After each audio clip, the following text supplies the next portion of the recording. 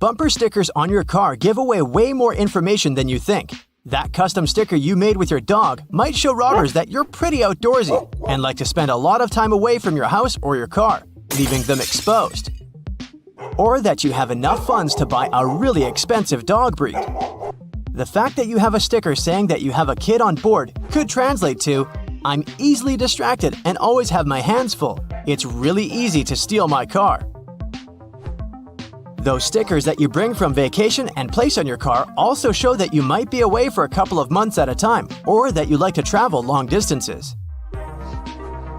If you're proud of your family's activities, don't use bumper stickers to show it. It might lure unwanted people and give them unnecessary information, like the name of the college you go to or where you like to play golf. It's the same if you're part of a certain profession. Thieves can easily assume how many valuables they can find in your car by the amount of money they presume you make. Parking decals can even show where you work or live, which is something you should never share with strangers. The more your car is personalized, the more you'll be remembered. It's not always a bad thing, but if you ever offend someone in traffic, they'll be more inclined to report you to authorities if you have a custom license plate, a quirky color on your car, or a lot of stickers.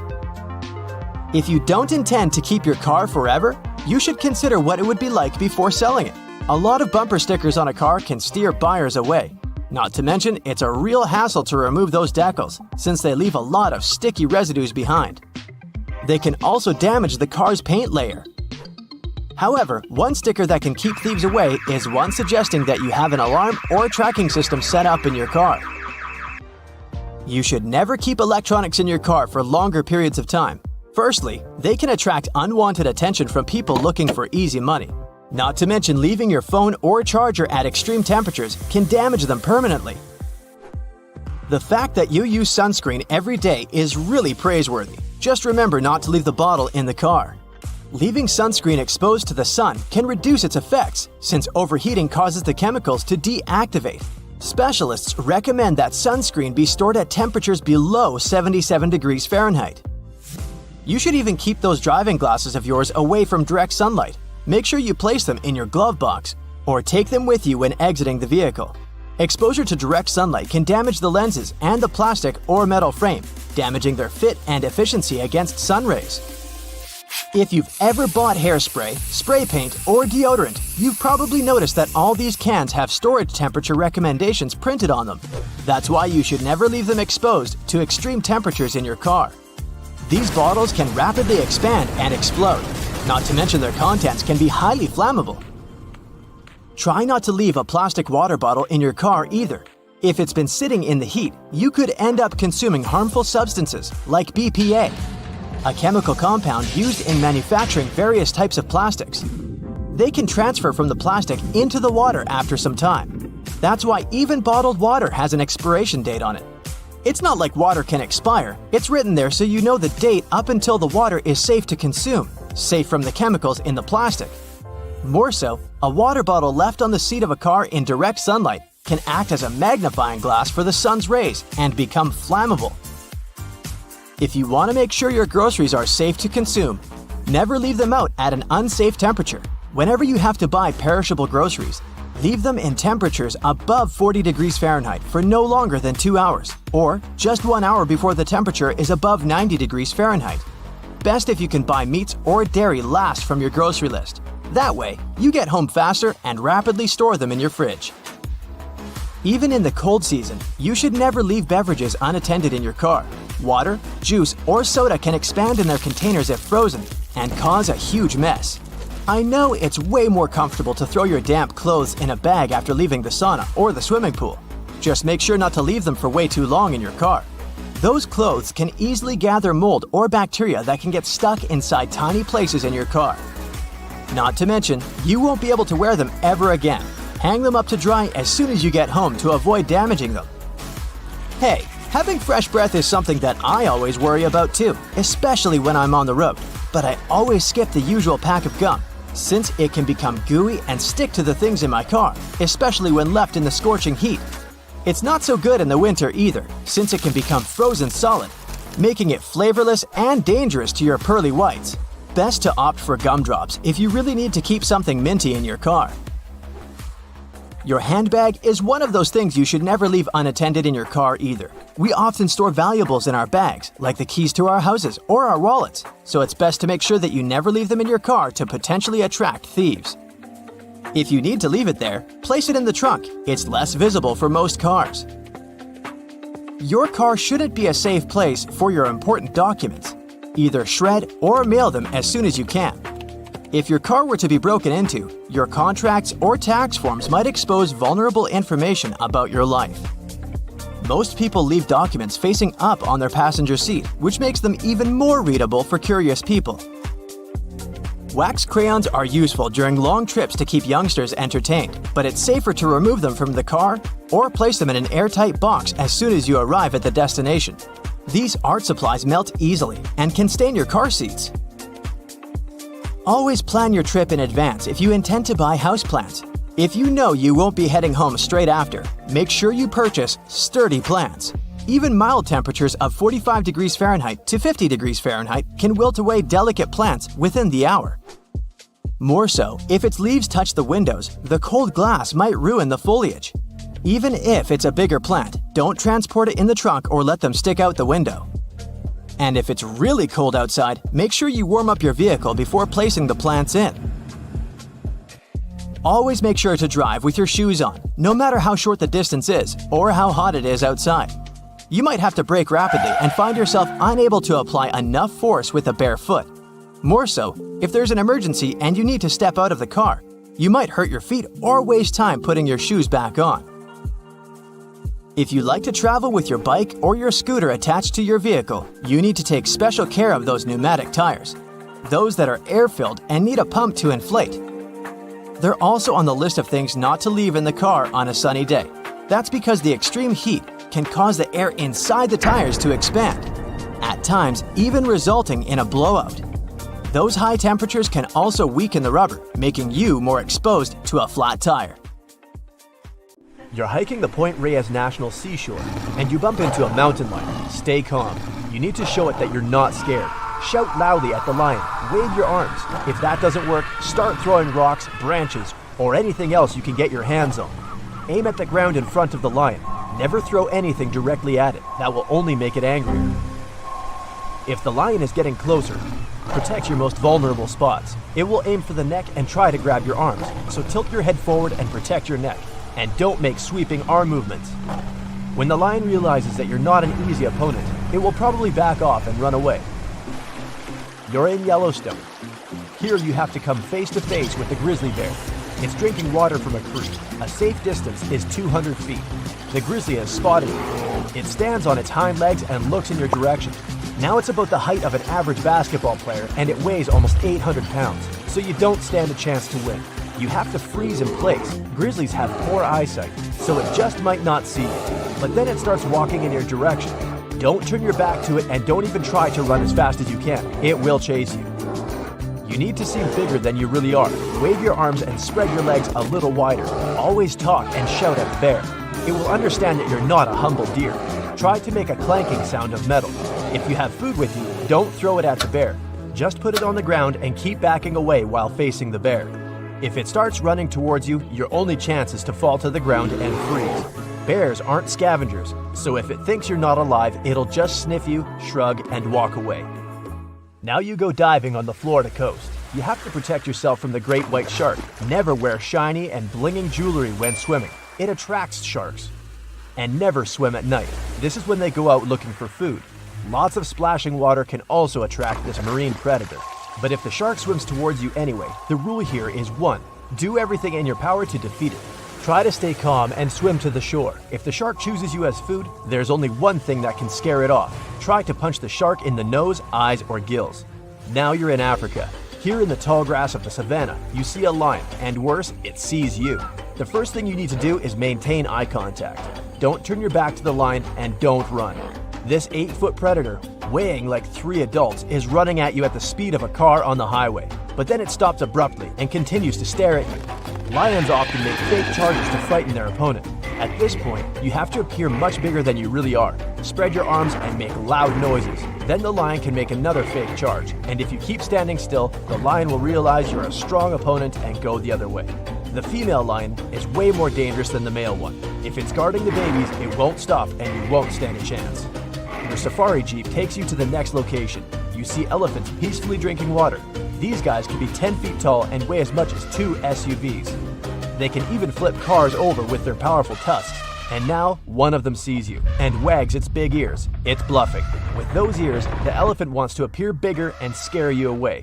It's also scared and won't run at you all the way. You must let the elephant know you're not threatening it. Don't yell or wave your arms. Take slow steps back until you leave the elephant's personal space. If it runs at you with ears to its head, it's not bluffing. Climbing a tree isn't a good option right now. It might ram the tree and you'll fall down.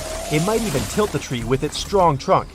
You need to run in a zigzag pattern. The elephant is heavy and it's hard for it to change directions quickly, so gradually you'll start to pull away from it. But still remember that an elephant can run 25 miles per hour, so you'll unlikely escape from it. Now let's move on to the Nile River. It has the largest number of crocodiles in the world. If you're camping, take a distance of at least 160 feet from the shore. This way, the crocodile will not stumble upon your camp at night. Never take your eyes off the crocodile. It can take advantage of that moment and take you by surprise. Their top speed is only 10 miles per hour, but they can make charges at 40 feet per second from the water. So the only chance to survive is to stay out of the water. If not, the crocodile's weak points are the eyes, the tip of the nose, and the membrane in the throat. This membrane prevents water from entering the crocodile's throat. When running away from a crocodile, be careful not to bump into a hippopotamus. This is one of the most dangerous animals in the world. They can be the size of a business-class car and weigh as much as a big elephant. And they can run as fast as horses, so they're sure to outrun you in a sprint.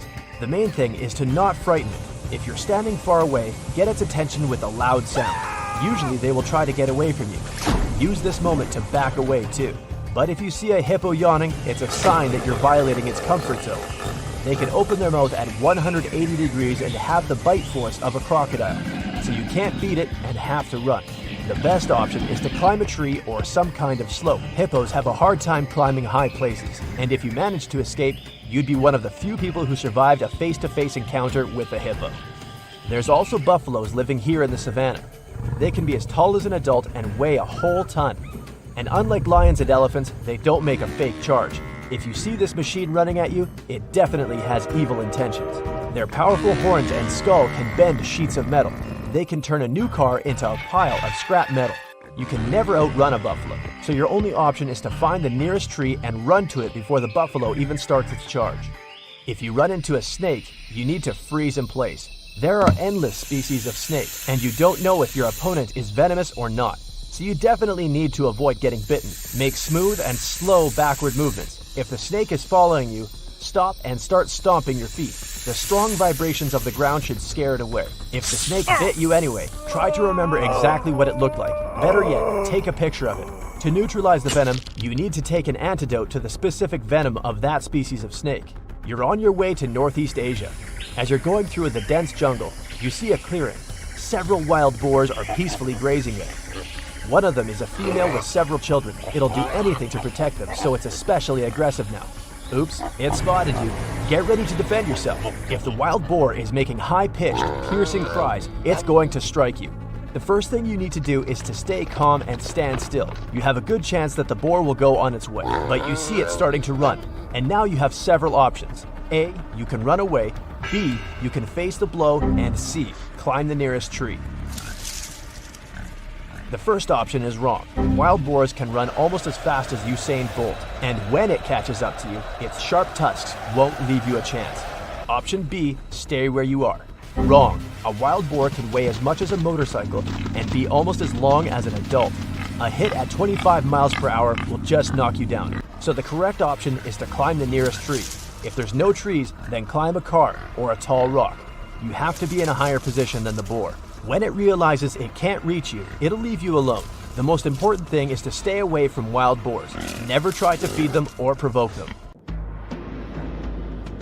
Endless hot deserts seem lifeless at first glance. But among these sands, you can meet dangerous and sometimes creepy creatures. Some of them can only cause health problems, but some can stay in your memory forever. Let's get to know them, starting with dangerous ones and finishing with real nightmares. So, you're walking through a desert and see a big teddy bear with open hands. You understand that it's probably a mirage, but still, you come closer. You were right. It's not a plush toy, but a giant cactus. There's something strange about it. Thanks to some strange fluff, the branches resemble the arms of a teddy bear. However, this is not fluff, but thousands of thin needles, and they are the reason you shouldn't come closer. The cactus is called the jumping cholla, or teddy bear cholla. It grows in the desert areas of Arizona and in the northern part of Mexico. Don't worry, this cactus won't attack you, but it will cling to your skin or clothes if you touch it. Such a fur coat protects the cactus from animals, creates shade, and saves it from heat. The lateral branches are the most important parts of the plant as they carry out photosynthesis and accumulate a large amount of moisture inside. So, despite all the danger, the cactus can be helpful for desert wanderers. And the danger here is needles. If you look closer at them, you will see they have the shape of hooks. One touch, and hundreds of thorns are already in your finger. It's pretty difficult to get rid of them, and the needles cause unpleasant, painful sensations. But the coolest thing about this cactus is the way it reproduces. The plant clones itself in a new place.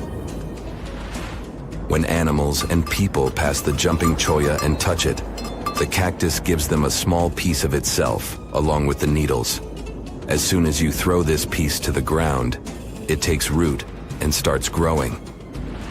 The degree of danger is rising. The next monster from the desert is running toward us, and that is an ostrich. Many think these animals are cowards hiding their heads in the sand. You will most likely change your mind if you're unlucky enough to meet one. Usually, ostriches are not aggressive, but you should run if you come closer to their nest. On the other hand, you won't be able to do that because ostriches move at a speed of 43 miles per hour. You need a car to get away from them. They run and hit their enemy with their chests. There have been cases when ostriches attacked vans and caused significant damage to them. But the main danger these birds present is their powerful legs with sharp claws.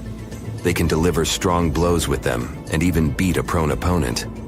So yes, if you see an ostrich in the distance, go the other way. This small spotted lizard lives underground almost all the time in the arid deserts of the southwestern US and northwestern Mexico. Sometimes, it goes outside to find lunch. It only seems cute, but in fact, it's a dangerous Gila monster. Its thick skin protects the reptile from hawks, coyotes, and other predators. But its main protection is its venom. Snakes and spiders inject their toxins using long, needle-like fangs. The Gila monster clamps down and chews the prey to spread the venom. And when it bites a person, it can keep its jaws closed for a long time. Getting rid of the animal is a tricky feat. People who have experienced the effects of the venom say it feels as if hot magma passes through the veins. Despite this, the lizard turned out to be useful for science. Doctors used its venom to create medicines for diabetes and obesity. The time has come. Now you're about to meet one of the creepiest creatures living in the desert. Be quiet and listen to the silence. Stand still. There's no one around. Suddenly, you hear some hissing coming from below. You lower your head and see it. A big yellow spider the size of a human palm with strong jaws and long legs hides in the shadow of your body. In horror, you run away from this monster, but it goes after you. It isn't easy to do it in this situation, but try to calm down. The creature isn't interested in you. It wants only your shadow to hide from the scorching sun. Anyway, it's better not to touch it. The powerful jaws of the camel spider can cause unpleasant sensations, to put it mildly. And, by the way, this creature isn't really a spider. Yeah, it belongs to the class of arachnids, but it's a separate species, Salpagid. It likes to bite. It's fearless and pretty aggressive. The spider preys on insects, lizards, rodents, and small birds. It can also move at a speed of 10 miles per hour. For their small size, this is very fast. You need to be a professional athlete to run away from it. Most often, you can find camel spiders in the deserts of the Middle East, but they also live in Mexico and the southwestern US. These runners are nocturnal and try to avoid the sun during the day, so they are always hunting your shadow. By the way, they got their name because they often hide in the shadows of camels. You won't hide from them during the day, but they will also want to come after you at night, especially if you make a fire. Sulpugids always run to the light in the hope of eating something. Some species of these spiders make a hissing sound to scare their enemies away. Now, let's calm down for a second and leave the hot desert. We're going into the humid tropics of Tanzania. Under tree bark, fallen leaves, and in dark caves, you can meet one of the most terrifying creatures on Earth, a tailless whip scorpion. Imagine a big scorpion without a tail, with a flat body that looks like it has been pressed by something. It's similar to spiders, but has no venom glands and can't spin a web. This monster is silent and fast, but the scariest thing is its 2 front claws, twice as long as the creature itself. Any prey it catches will never escape. Life in a dark cave has spoiled its eyesight, so the whip scorpion tries to avoid sunlight. During molting, it climbs up to the ceiling and slowly comes out of its old skin. Imagine directing your flashlight there and seeing small cocoons out of which pale spiders with excessively long legs crawl. If you really meet it, be calm and slowly go away as far as possible. Be careful. The flat scorpion can crawl under your clothes in a second and bite you in the stomach. And that's not the worst part. Okay, this is a joke. This pretty guy is one of the shyest and most harmless creatures among spiders and scorpions. It's afraid of you and will never attack. Many consider it beautiful and keep whip scorpions in glass terrariums. If you want such a pet, carefully watch it so that it doesn't run away from its house. If it happens, it will be pretty challenging to catch it again. In a matter of moments, it can get under your bed or go through gaps in the floor. Then it'll go to your neighbor's apartment through a ventilation system and scare people there. Okay, how about one more scorpion? It's not as creepy as the other creatures in this video, but it's the most venomous scorpion in the USA. This is the Arizona bark scorpion. The problem is that you can see it in the desert, in your home, or in the yard. These dangerous venomous beasts crawl into rooms and often sting people. One time is enough to cause pain, similar to a bee sting, but someone with an allergy may experience paralysis, breathing problems, and other health issues. Well, it's a nice Sunday afternoon and you're shopping at your regular grocery store when you stumble upon a bloated package in the fresh produce aisle. You check the product information. It seems well within its expiration date. Then why the unusual shape, you may wonder? The answer is not always straightforward. For some types of fresh products, such as meat, fish, or seafood, sometimes even salads and cheese, scientists came up with something called MAP, or Modified Atmosphere Packaging, to ensure that these types of products with a relatively short shelf life stay fresh for as long as possible. A combination of gases is introduced in the packaging. It happens even before the product reaches your local grocery store. A French professor at the Montpellier School of Pharmacy stumbled upon this method after he noticed that fruits tend to stay fresh for longer periods of time in low-oxygen storage conditions. The types of gases in MAP's packaging can vary from product to product, but the main idea is to replace or reduce the content of oxygen. It's generally replaced with either nitrogen or carbon dioxide. Keep in mind that just because a bloated bag of salad is within its expiration date, it doesn't mean it's always safe to eat. The gases inside the bag may very well be there for their own purpose, but they can also be a sign that the product is spoiled. That's why the best course of action when shopping would be to check if the product is not expired. If it's still within the date, check for any unusual odors or damage to the packaging. If something seems off, it's best not to risk it. You can reach out to any of the store staff if you have any questions or concerns.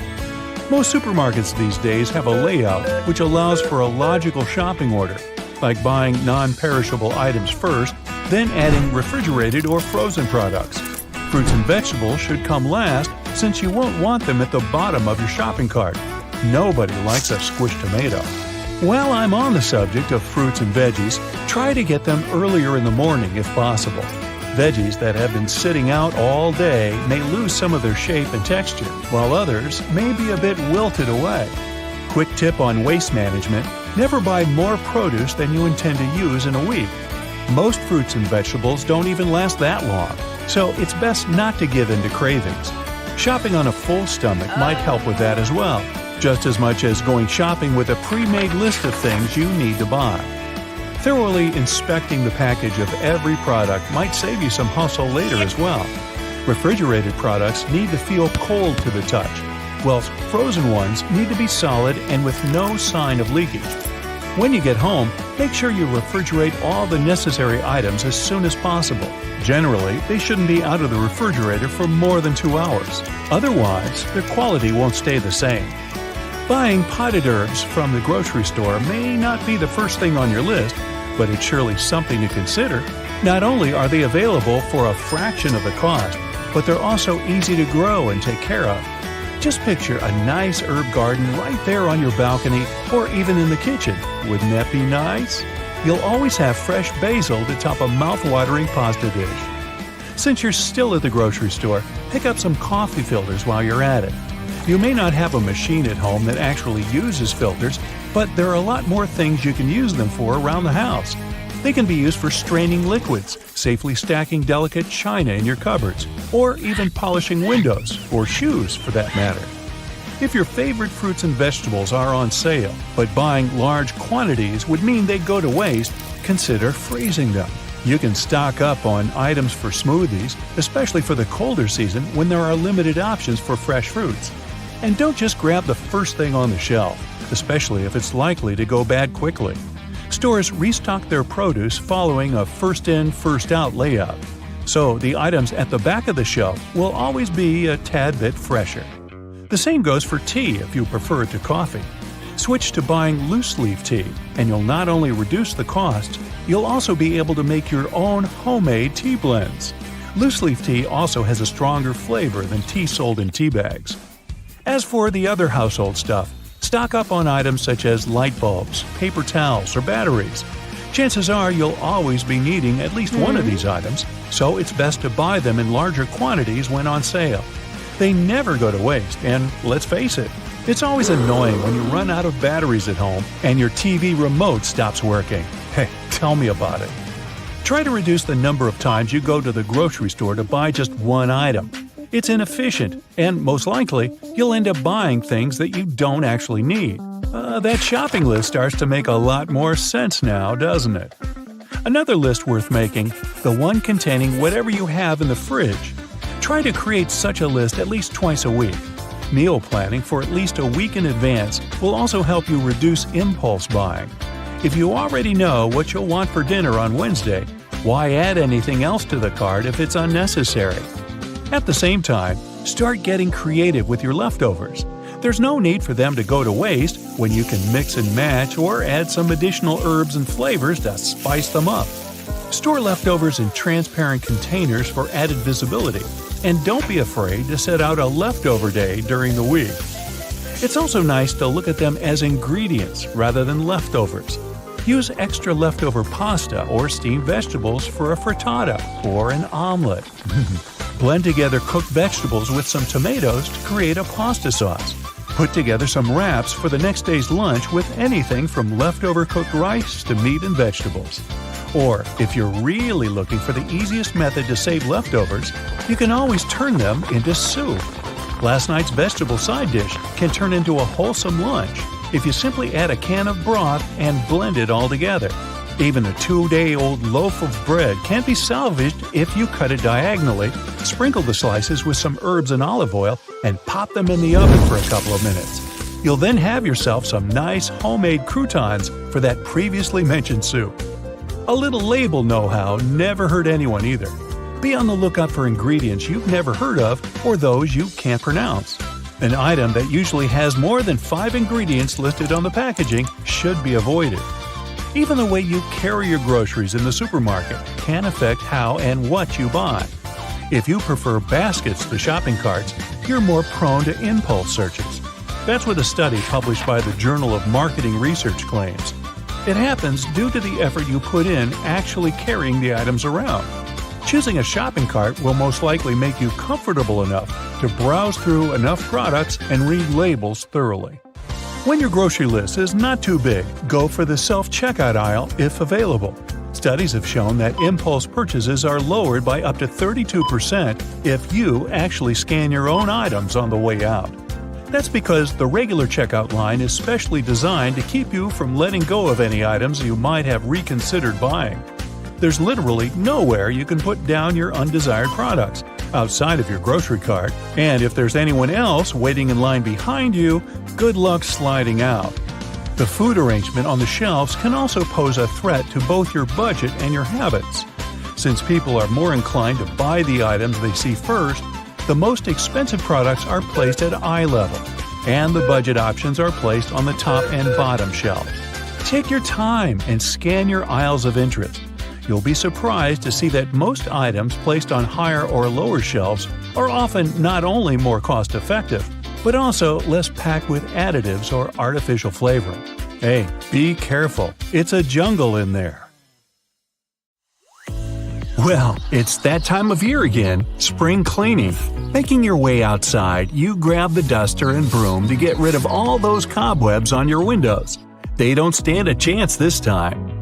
Removing one cobweb after the other, you suddenly notice some weird-shaped mud stuck under the eaves and porch. What's this?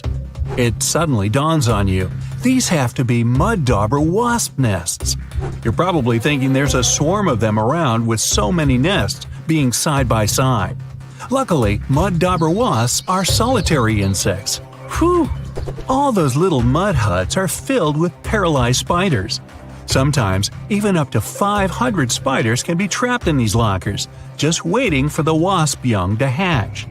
If the nest has holes, it may indicate the nest is inactive or old, as mud dauber wasps create holes when they leave the nest.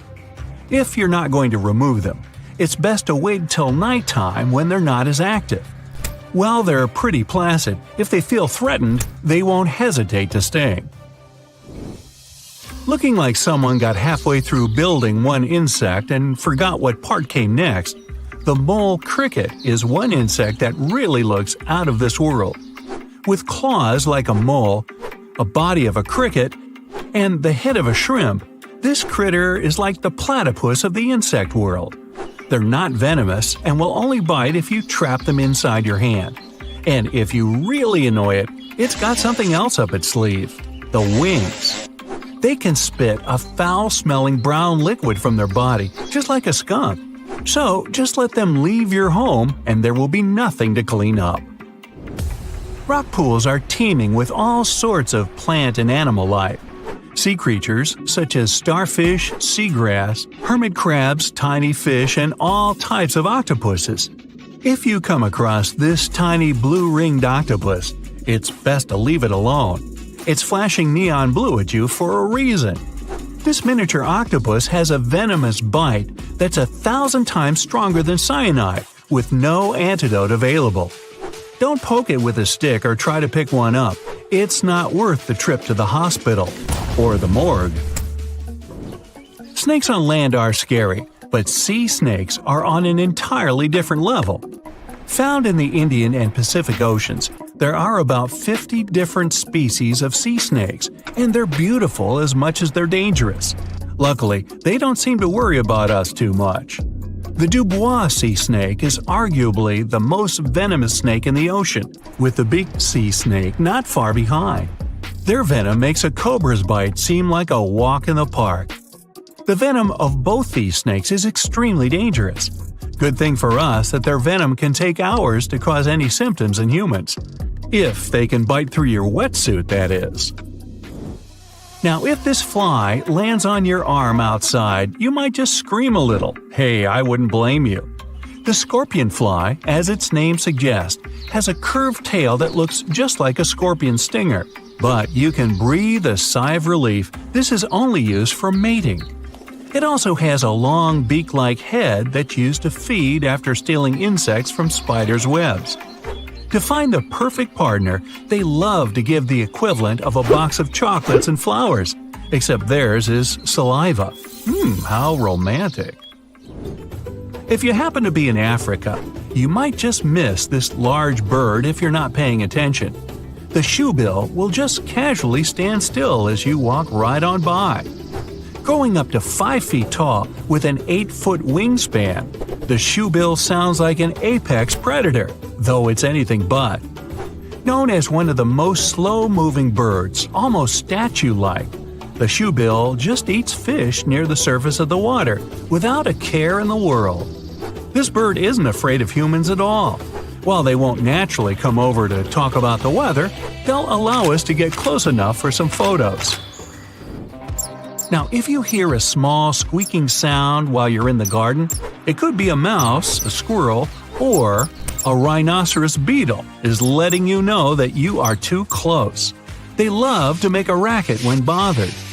With a giant scary horn on top of their head, they might seem like they're able to defend themselves with it, but that's not possible at all.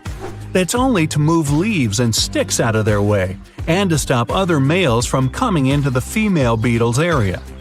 Not only have they got a horn on their head, but they've also got Herculean strength, able to lift 850 times their own weight. It's like you or me lifting 65 tons or 11 elephants. Hey, let's try it. Nah. Found mainly in China, the small tufted deer looks adorable with its tuft of hair. That is, until it turns around. Oh no, it's a vampire deer! Luckily, this animal doesn't want to taste your blood or wear a cape.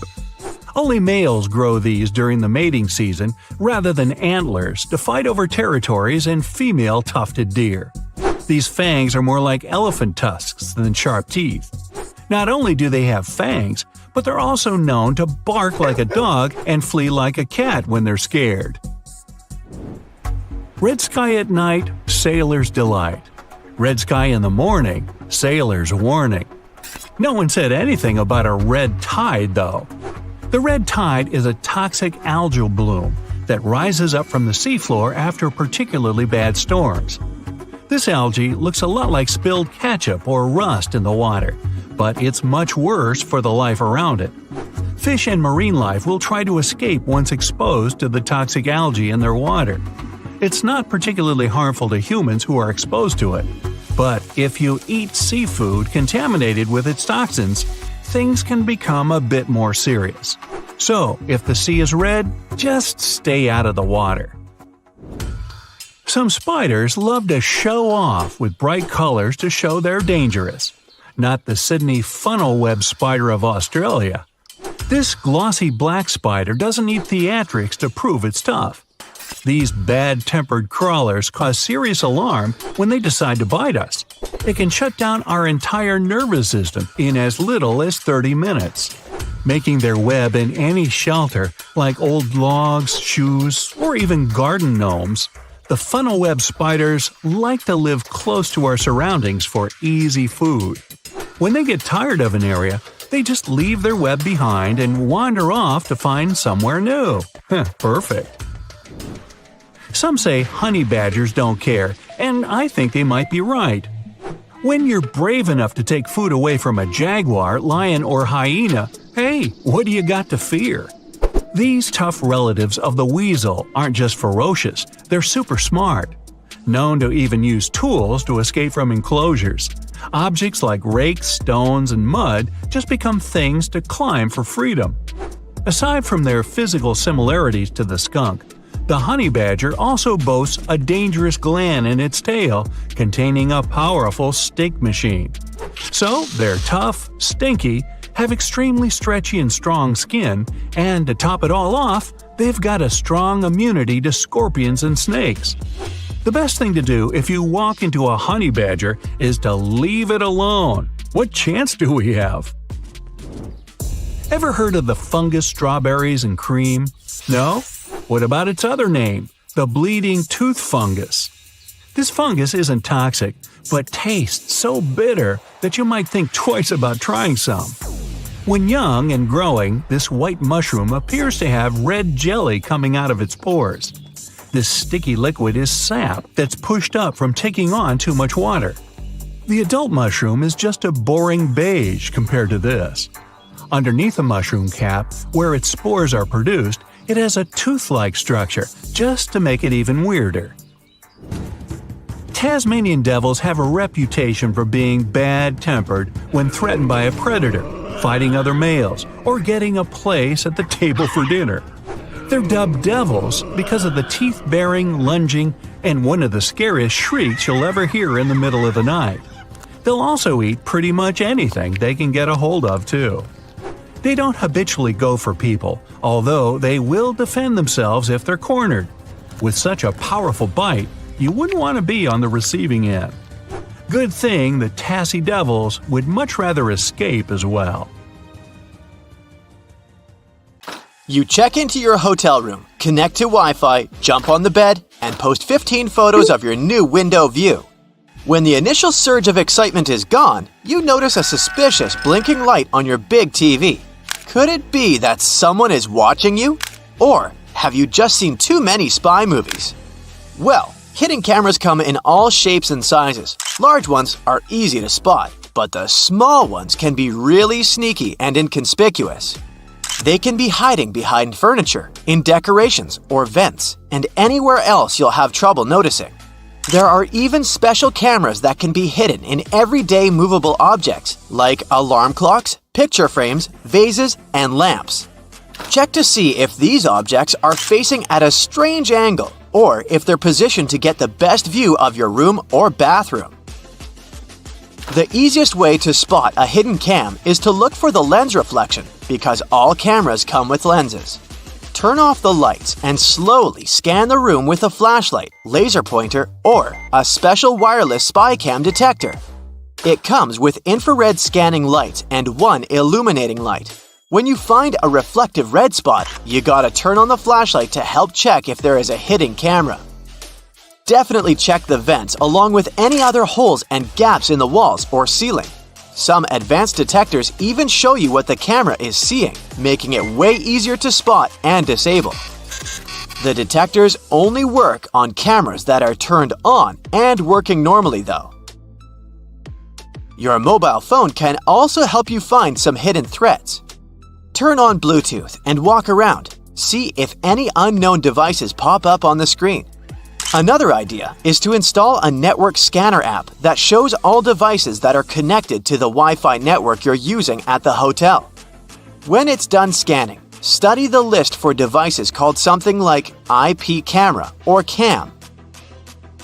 Plus, you can put your phone on selfie mode, turn off the light and close the curtains, and look around the room slowly while focusing on the screen.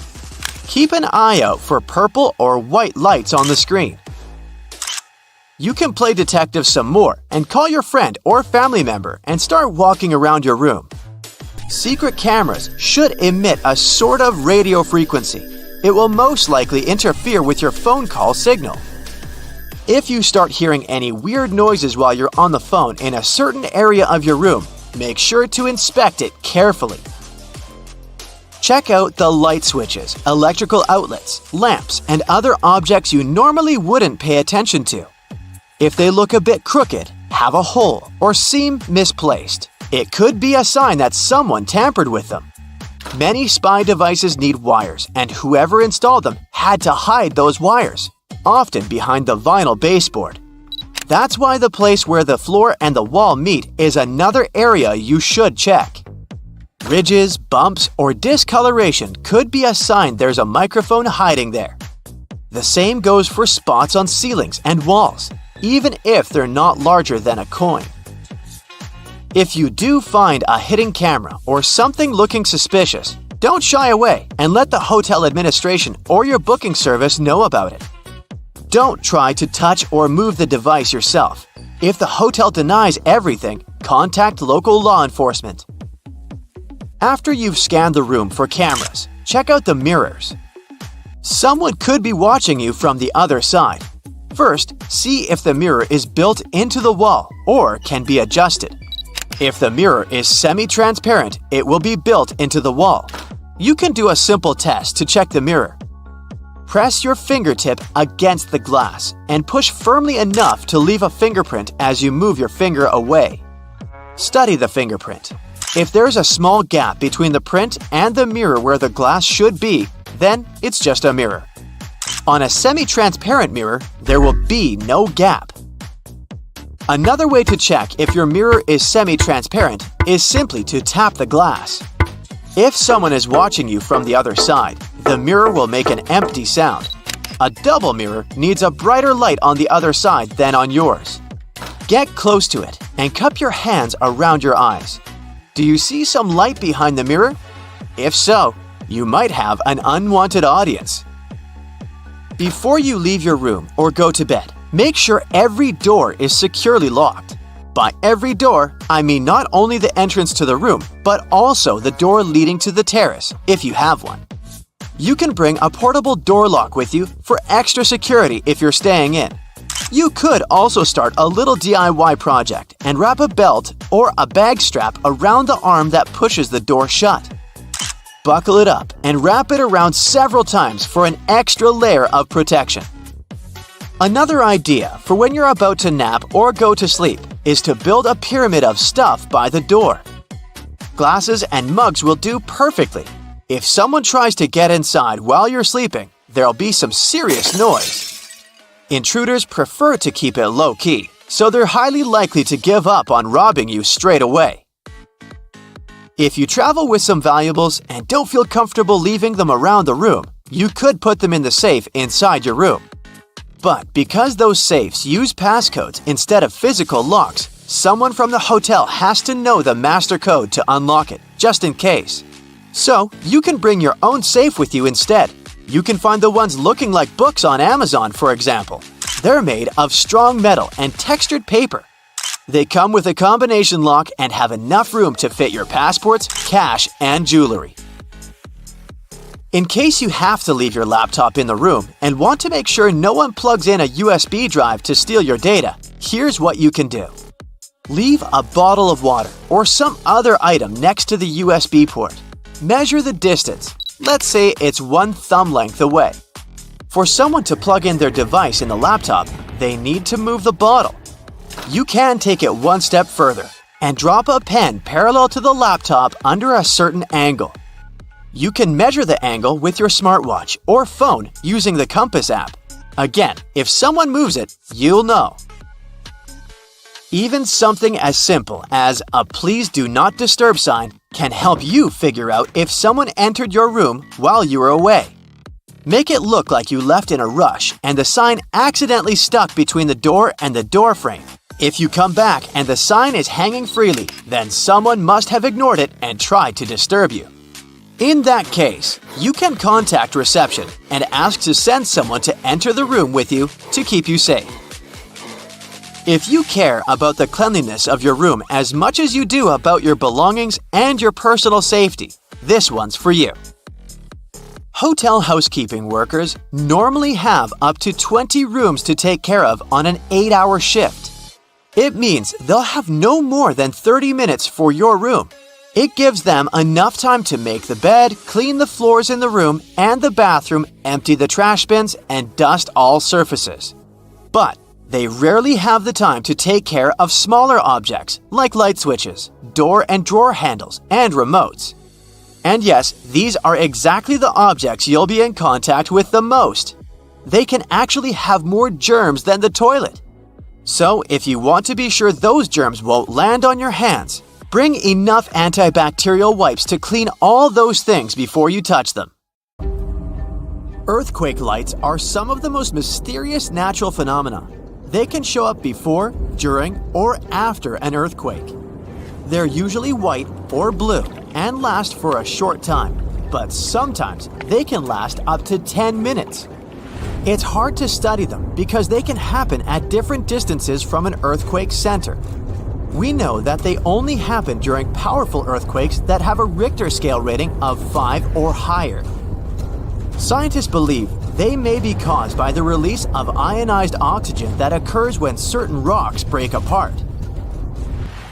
This next weird phenomenon is not spontaneous, but it doesn't make it any less impressive. You'll need to head over to La Macarena, Colombia to see it. It's called the liquid rainbow, or the river of 5 colors. Here you can see the river change colors from red, yellow, green, and purple depending on the light and water conditions. This amazing sight is caused by a very talented aquatic plant.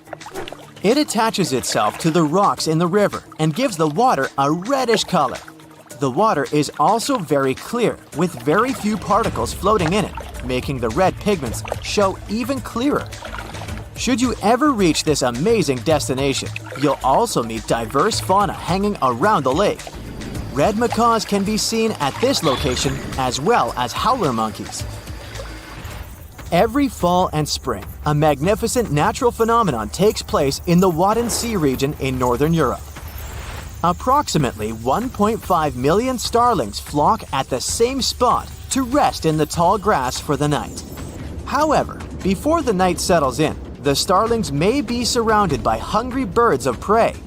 This creates a mesmerizing dance as the starlings form intricate patterns to escape from the birds of prey. This spectacle is referred to as the Black Sun and involves thousands of millions of birds flying in formation. The reason for their synchronized flight is that it makes it more challenging for predators to single out and capture some of the starlings.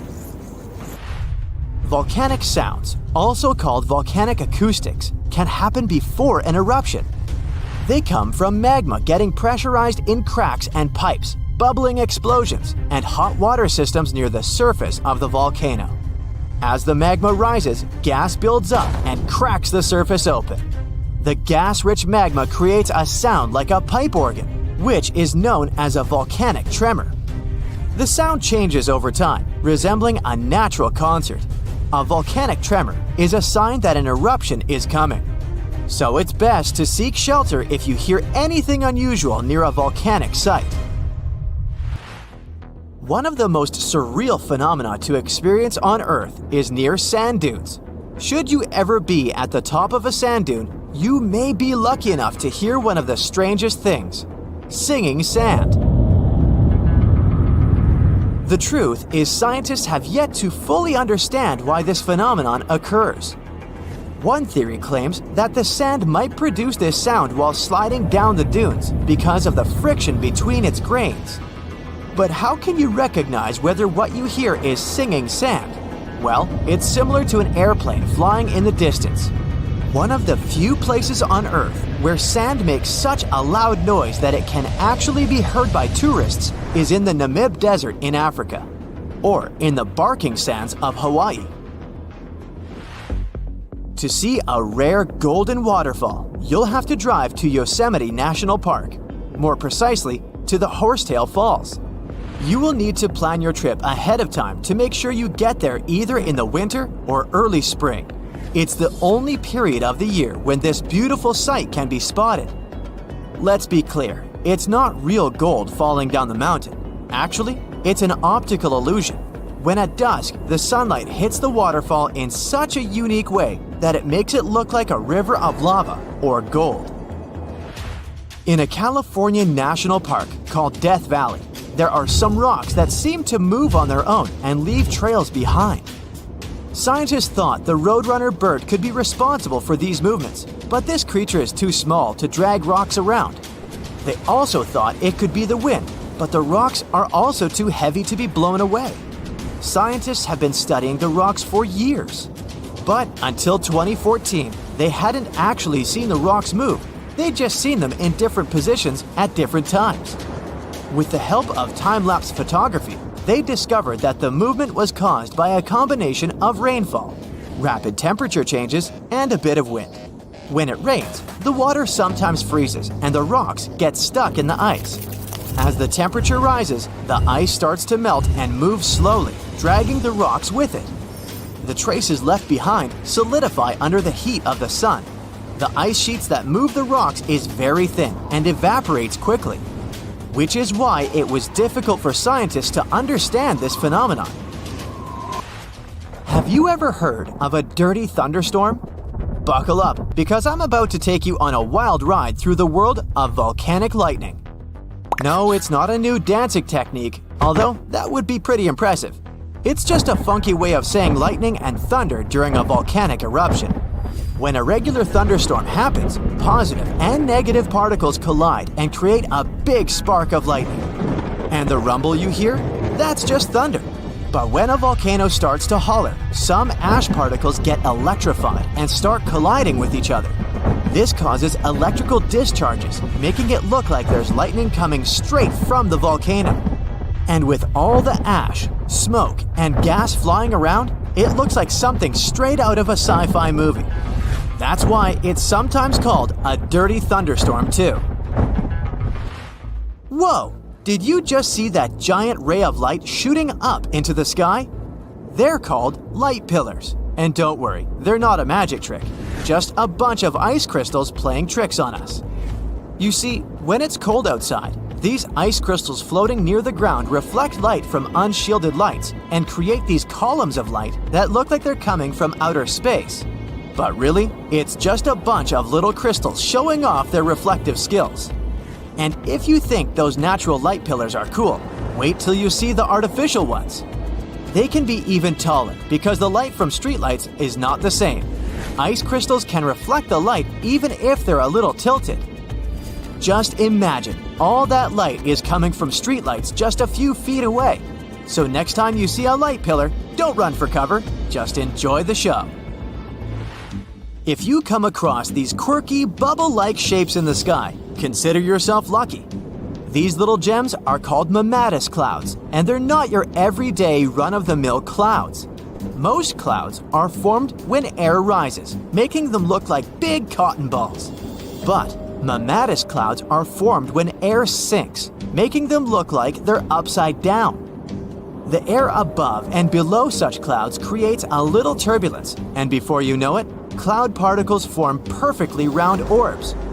Just don't stand there gawking at them for too long. They often signal that a thunderstorm is on its way. What do we have here? It looks like the sun is wearing a colorful party hat made of rainbows on top of the Boar Mountains in Germany. This phenomenon is called a sun halo, by the way. These snow-covered trees look like they're joining in on the fun too. It's all thanks to those ice crystals in high clouds. They love to bend and reflect light, making it look like the sun is having a halo lava lamp dance party. And yes, it might mean that bad weather is just around the corner, but don't let it spoil your fun. You can still hang around and take some great pictures. Well, it's time to stretch your legs and take a walk in the park. The sun is shining, and you enjoy the weather and life on the whole. That's when you spot a rapidly growing vertical cloud. Bright white at first, it's approaching alarmingly fast, becoming dense and inky. The sky is darkening, and a gust of wind blows the hat off your head. And then your hair starts to stand on end. That's your cue to run for your life. You're about to be hit by lightning. At this very moment, positive charges are rising through your body. They're reaching toward the negatively charged part of the storm. If you don't react fast, these charges will meet, and it'll end badly for you. If there's nowhere you can hide, crouch down and try to make yourself smaller than the objects around you. Don't lie flat on the ground. It may be wet and thus a great conductor of electricity. There are also other signs that scream danger during a lightning storm. Your palms may begin to sweat. You might hear bizarre crackling, buzzing, or vibrating sounds coming from metal objects nearby. Your skin can start to tingle. There might be a strange metallic taste in your mouth. If you're sure you're not chewing on tinfoil, then look out. Plus, you're likely to smell chlorine. That's ozone. Electrical charges split the molecules of nitrogen and oxygen, which are the main gases forming the atmosphere, into separate atoms. When these atoms come together again, some of them produce molecules made up of 3 oxygen atoms. That's ozone. You can smell it during a thunderstorm because downdrafts bring it from high altitudes to your nose level. You can figure out how close a thunderstorm is by measuring the time between spotting the lightning and hearing the thunder. Every 5 seconds is 1 mile. The sky over your head is darkening and turning ominously green. Something hits you on the cheek. Ouch, it hurts. You pick up the offending object. It's a massive hailstone. But it's not that cold outside and it's not raining. You notice how still everything is, how quiet. There's no wind whatsoever. It makes you think about the calm before the storm. And indeed, soon you hear some noise. It's approaching rapidly and turns into a loud roar, as if a freight train is moving towards you.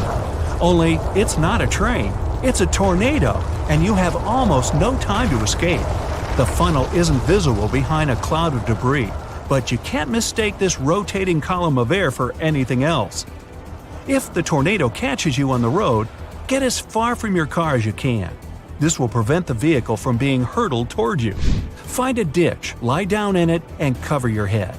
If you're inside, get away from windows and hide underground if possible. Now, you're at the seaside, walking along the shore and enjoying a light breeze. Suddenly, the ground starts shaking under your feet. Must be an earthquake. The next weirdness you notice is the water retreating from the beach at breakneck speed. It leaves behind the exposed ocean floor, reefs, and even fish. That's when you hear a distant roaring sound. It's a tsunami, and you only have a few minutes to save your life. Get to high ground immediately. A giant wave is already speeding toward the shore. It's not the only way a tsunami can creep up on you. It doesn't necessarily come crashing against the shore as a series of huge waves. A tsunami can look like a rapidly rising tide. It usually goes hand in hand with severe underwater turbulence. It pulls people under the surface and tosses heavy objects around. You can also notice seawater bubbling, swirling, and creating bizarre patterns. It's another sure sign a tsunami's coming. Your dog's restless. It's scratching the entrance door, roaming around the apartment, and trying to hide in the corner. Usually calm and docile, the pooch is now howling and barking. The weather's also been crazy for the past several days. It's hot one day and chilly 24 hours later.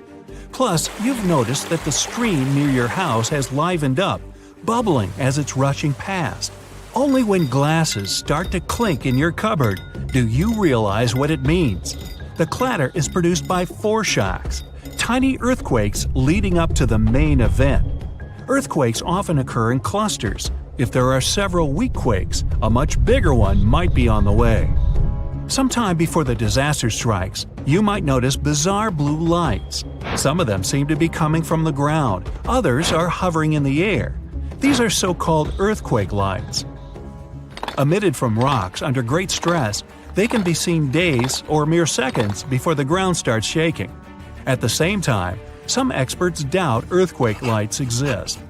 If you think an earthquake is about to happen and there's a catfish in your aquarium, pay attention to its behavior. Scientists have proved this species can react to earth tremors. The fish become restless when seismic activity is high. Some bugs can feel a storm coming. They get ready for the natural disaster by stopping any movement. That's why, if you notice that lots of insects around you look drowsy, search for shelter. As for bees, they can predict heavy rainstorms. They begin to work much harder the day before it starts raining. Square waves occur when two wave patterns crash into each other.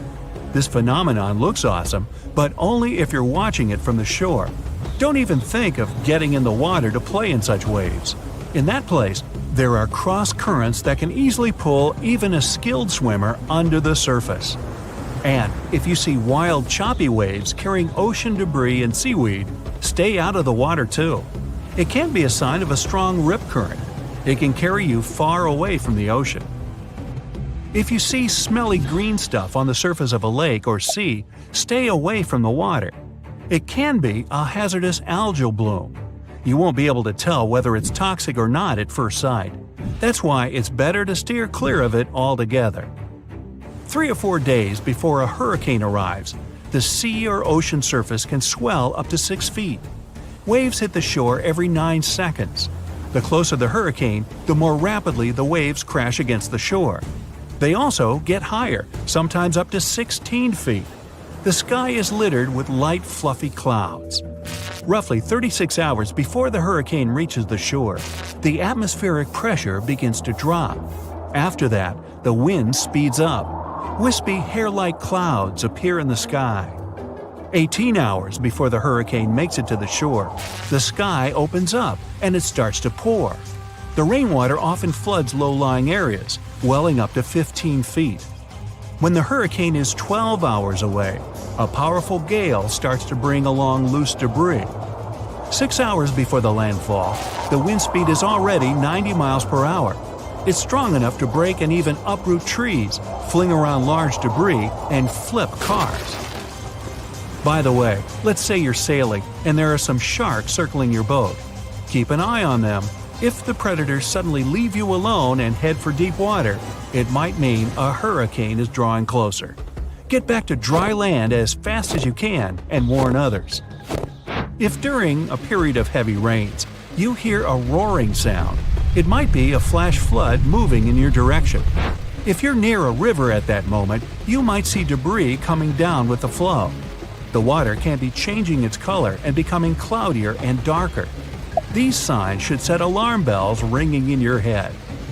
If your gut feeling is right, you have no time to waste.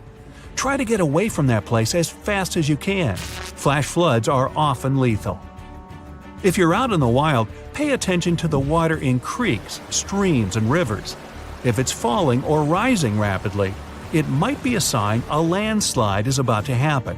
And if you see the water turn muddy, don't wait for more evidence. Get out of the area immediately.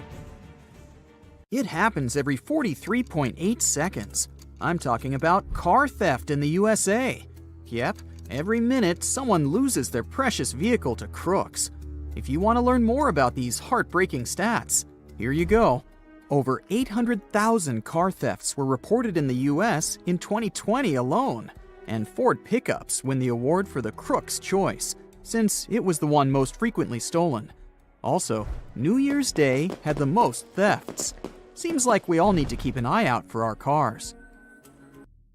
First things first, it's very unlikely that someone may steal your car while you're on the move. But once you park it, it gets way easier. So, you need to park responsibly. Yeah, sometimes you might need to walk a bit more, but it's worth it if it means leaving your car in a well-lit place. Improperly parked cars are often taken away by tow trucks. Turns out, not all of them are real. So, should you ever see one near your car, check whether it's real or fake. A real tow truck should at least have some branding on it, and its crew should be wearing a uniform. Remember I told you it's not that easy to steal your car while you're on the move? Sorry, but that's only partially true. Carjackers don't really care about the fact that you're sitting in your car. The trick here is simple. Even if you're inside your vehicle, always make sure to lock your doors. Carjackers often have shady schemes of how to lure car owners out of their vehicles. They may even set up a trap and sort of stage a car accident. So even if you see that your car has been bumped from behind, don't rush out of it instantly to check on it. Just wait a little bit to pull over. Make sure the place where you stop is safe and there are people around you. In case you get suspicious, it's better to call the police. If you're ready to shell out some money to protect your car, here's some info. You can install a remote car starter. It's not just a great thing for those who live in colder climates and who need to start their car beforehand. Its main advantage is that you can't drive away with a car started like this, since this mode doesn't allow you to shift gears. Any car has a vehicle identification number, or simply VIN. This one may seem pointless, but here's a trick. When thieves sell a stolen car, they do VIN switching. It's when they want to disguise a stolen vehicle and use another VIN from a similar car. But if you etch your VIN on each window of your vehicle, crooks will instantly see that you're interested in protecting your car. Plus, such a vehicle will seem spoiled for them. After all, they'd have to do the VIN switching, plus they'd have to come up with a plan on how to fix the windows as they have the VIN etched on them. They'll probably need to change the windows altogether, and that's pricey. So reselling such a car would appear too time-consuming for crooks, and they aren't willing to put in that much effort. Come on, these guys don't even work. They're way too lazy to deal with those windows. By the way, some specialists can do this etching for you, so you don't have to deal with it yourself. By the way, if you want to buy a used car, a VIN can help you a lot. Some cars are sort of cloned, which means their VIN isn't real, but was simply added to the plate manually. So you have to check all the documentation before buying a used car. Pay special attention to the DVLA V5 documents and make sure that the VIN there coincides with the VIN on the vehicle. Here's another protection gadget. It's called a smart car alarm, and its sound is even nastier than the sound of an alarm clock. It can do two things. First, it makes a super loud sound that can both scare away intruders and attract witnesses. Second, it can send you an alert in case you somehow don't hear the deafening sound it makes. There's another secret mechanism that can protect your car. You can install an emergency stop button that you can wire to the ignition, battery, fuel line, you name it. When you get out of the car, you simply need to flip the switch. Even if crooks steal your keys somehow, it won't help them. They need to find the switch to start the car first, and it's up to you where to hide that switch.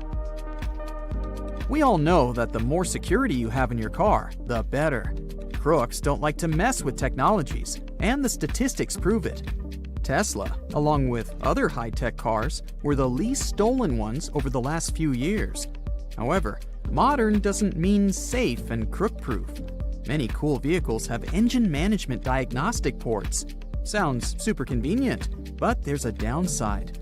These ports can help unlock and even start the vehicle. So if your car has such a feature, consider getting a lockable cover.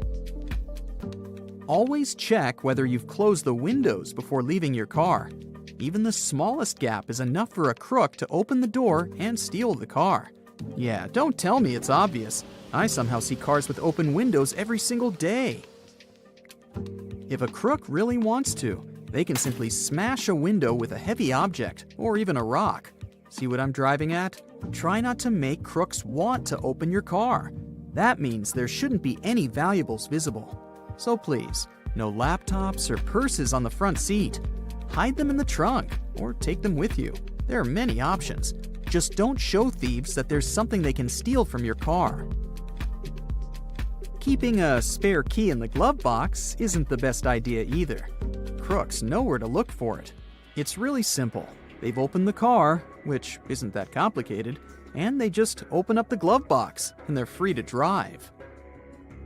So let's say you still keep your valuables in the car and a spare key in the glove box, because, you like it that way. Well, consider installing a steering wheel lock. It's probably not that functional, but experts believe it's a working visual deterrent. Remember how thieves are sort of lazy and don't want to mess with various gadgets? Specialists claim that crooks are more likely to pass by a car that has a steering wheel lock on it. So even if a crook still wants to drive your car away, they won't be able to. Plus, it's not that easy to remove it. Now for the most obvious tip. It's CCTV. There's a variety of such cameras today. They have night vision modes, people detection functions, and really high resolution.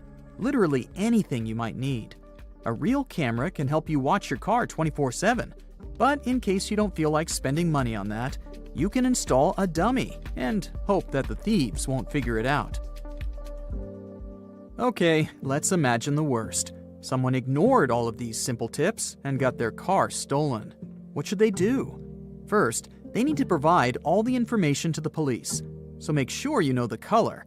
I know, it's easy, but please don't use complicated wording while describing the car color. Like, it's not moss, but rather dark green. You also need to know the year, make, and model. Make sure you remember all these. The police will also need to know your license plate number and VIN. If you don't remember the VIN by heart, write a note on your phone just in case. Oops, another burglary in the US has just occurred. Wait another 22.6 seconds and there will be another one. Hey, no need to worry about your property. Forewarned, forearmed. Let's explore a few tips on how to protect your house. A mere sticker can contribute a lot to your house's safety. For instance, you can use a sticker that says you have a home security system, even if in reality you don't. It may not sound convincing enough, but still, burglars prefer not to mess with such houses. Just one more tip here. Make sure the sticker looks true to life, so a makeshift sign won't do. It's better to fork out some money and grab a real-looking sticker. Another smart trick is to leave a pair of really large shoes on the porch so that the burglars could clearly see them. It will make them think someone big and dangerous lives there, and they won't fancy meeting them. Right, now let's inspect your door. I hope you don't leave the keys under the doormat. The only things you can leave under the mat are the cookies or chips. This is a fun way to see if someone was visiting you while you were away. However, the trick doesn't give you a 100% guarantee. It might be a mailman, a delivery guy who got the wrong door, or even a random dog hanging around your porch. Yeah, cookies feel better in your stomach, not under the doormat. Okay, you're back home from work. It was a tough day and you're tired. You leave the keys in the keyhole and completely forget about it. Right, the main thing is that you've locked the door and the keys are inside. But who said there is no burglar in the bushes targeting your house? Technically, it might be impossible to insert a dupe and get in if there's a key in the keyhole. But these guys are well equipped and have a whole assortment of hooks to lure the key out. You know what happens next? They can seep into your house as silently as ninjas and grab all your valuables while you're peacefully sleeping. A lock that can only be closed from the inside and can't be opened from the outside seems like a good solution. When moving to a new place, even if you didn't buy it but rent it, make sure to change the locks. Who knows how many copies of those keys there are? As for renting, you never know who lived there before you moved in. Also, if for some reason you accidentally left your keys in the front door for some time, the best thing to do is to change the lock. Yeah, probably nothing bad will happen, but still, it's better to play it safe. Plus, not only should you stop leaving the keys in the door, but you also shouldn't leave them on display. Maybe it's better to bring the keys to the living room instead of keeping them near the front door. Sometimes, burglars can use not only your door, but your window too. Mind your trash, especially if you throw away some pricey stuff packaging. Don't let the thieves know what you purchased and how much you paid for it. Also, your trash may contain some essential information about your personal data, credit card details, and so much more. Keep an eye on your mailbox. Make sure you have a lock on it. Thing is, burglars may be quite interested in your mail contents, so the secret is simple. Keep the mailbox locked and make sure you shred any personal data-related papers. Now let's inspect your front lawn. Hey, I can see something compromising. I'm talking about these large bushes. Yeah, I know you don't have time to trim them. The larger they get, the more space there is for the burglars to hide. Plus, if someone sees untrimmed shrubs and trees in the front yard, they might think nobody's home. You see the point, right? Okay, let's say you ignored all the previous tips and burglars broke into your house. The most interesting thing for them is surely cash. If you don't have any cash at home, you can skip this tip. But if you have valuables, get creative. Cash can be stuffed into a plastic bag and hidden in a large container with some leftovers. Also, you can place that plastic bag into an old detergent bottle you keep in the storeroom or the kitchen. Burglars aren't likely to look for your stash there. A couple of don'ts here. Hiding cash or jewels in a prescription pills container isn't that smart. And yeah, a freezer isn't the best option either. Many burglars like to check it in the first place. Time to see if you keep your keys right. If you keep your car and house keys together, you might want to reconsider it. First off, imagine you lose them and burglars somehow know where you live. Not only will they grab what they want, but they'll also have a vehicle to transport all your hard-earned belongings. Keep an eye on your garage keys, especially if it's possible to sneak into your house through your garage. Even if it isn't, who said there are no valuables in the garage? However, there are no limits whatsoever for burglars. They can sneak into houses even through small windows. The reason why they prefer doors is that it's the safest way. While squeezing through the window can get scratches, and it's not that they don't want to spoil their looks. The thing is, if they leave their DNA, they can be traced. However, crooks are careful about not leaving their traces. For instance, a report from England claims only about 3% of burglars leave forensic evidence. To protect yourself at night, there are several options. Number 1, insert a large paperclip or a bobby pin inside the keyhole. You can use a spare pair of keys if you have them. This way, you'll make it extremely hard, if not impossible, for the burglars to use the key dupes. Number 2, barricading is an option. It can be a heavy chair, a bookshelf, you name it. I mean, why not if it makes you feel safe? If your door opens outwardly, a jammer could do a great job for you. A chair can be super handy. Secure it under the doorknob. It's not the most powerful security system, but at least it does its job.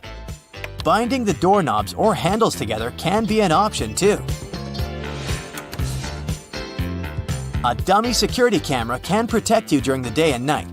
Again, burglars are not as fearless as they may seem. If you have a real CCTV, make sure the crooks don't deactivate it, so place it in some hard-to-get place. If you're ready to fork out some money for protection, then the motion sensor light is exactly what you need. Crooks like dim spots, and once they approach your place, they'll be frightened off by the bright light. This solution works as long as the burglars know you're home. In case they're sure you're away, it's way less efficient. TV and radio timers are another trick. With their help, you can imitate your home even if you're not. A perfect match for the motion sensor light. This trick can help outsmart some burglars, but again, it doesn't give a 100% guarantee. Some of them aren't afraid to break in, even if the TV's on. What about live alarm systems? This can be real or fake too. I'm talking about dogs. Remember the trick with the boots? You can do the same with a dog if you don't have one. Leave a large bowl on the porch, but make sure it all looks real.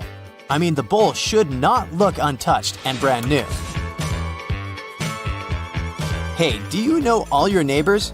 If not, it's high time you baked some cookies and visited them to know them better. First, the crooks don't really like to operate in areas where few people know each other and care for each other. This way, their chances of being spotted and reported are extremely high. So, a sort of neighborhood watch is a perfect way to protect your house. And who knows? Find new friends. On some nights, when the sky over a powerful thunderstorm is clear, you might see elves, gnomes, trolls, or blue jets. Blue jets sound kinda random here, right? But we're not actually talking about fairy tales. These are all just different types of lightning flashes that are mostly visible very high above raging thunderstorm clouds. Let's take red sprites. Those are flashes of light that appear above thunderstorms that come in clusters. They are rare because they're only caused by a specific type of lightning called positive cloud-to-ground strikes. So a positive charge is transferred from a thundercloud to the ground during a lightning strike. These types of lightning make up only 10% of all lightning strikes. For more than half a century, many believed these flashes were just urban legends. People did see them from time to time, but the flashes were so brief that even if you had been lucky enough to catch them, you wouldn't have had time to call someone to witness this phenomenon with you. Even when respectable scientists or pilots would talk about them, the scientific community would mostly ignore them. In 1989, something strange happened. The researchers from the University of Minnesota actually managed to catch sprites on film, and that's how it started. People across the world began sharing videos and photos of red sprites. Red sprites can start as 328-foot balls made of ionized air. These balls shoot down from heights of about 50 miles at 10% of the speed of light. And researchers have been studying not only the lightning that plunges down from ranging clouds, but these colorful flashes that go towards space too. So, electricity stretches up to the electrically charged ionosphere, but at the same time, it crushes down towards the ground.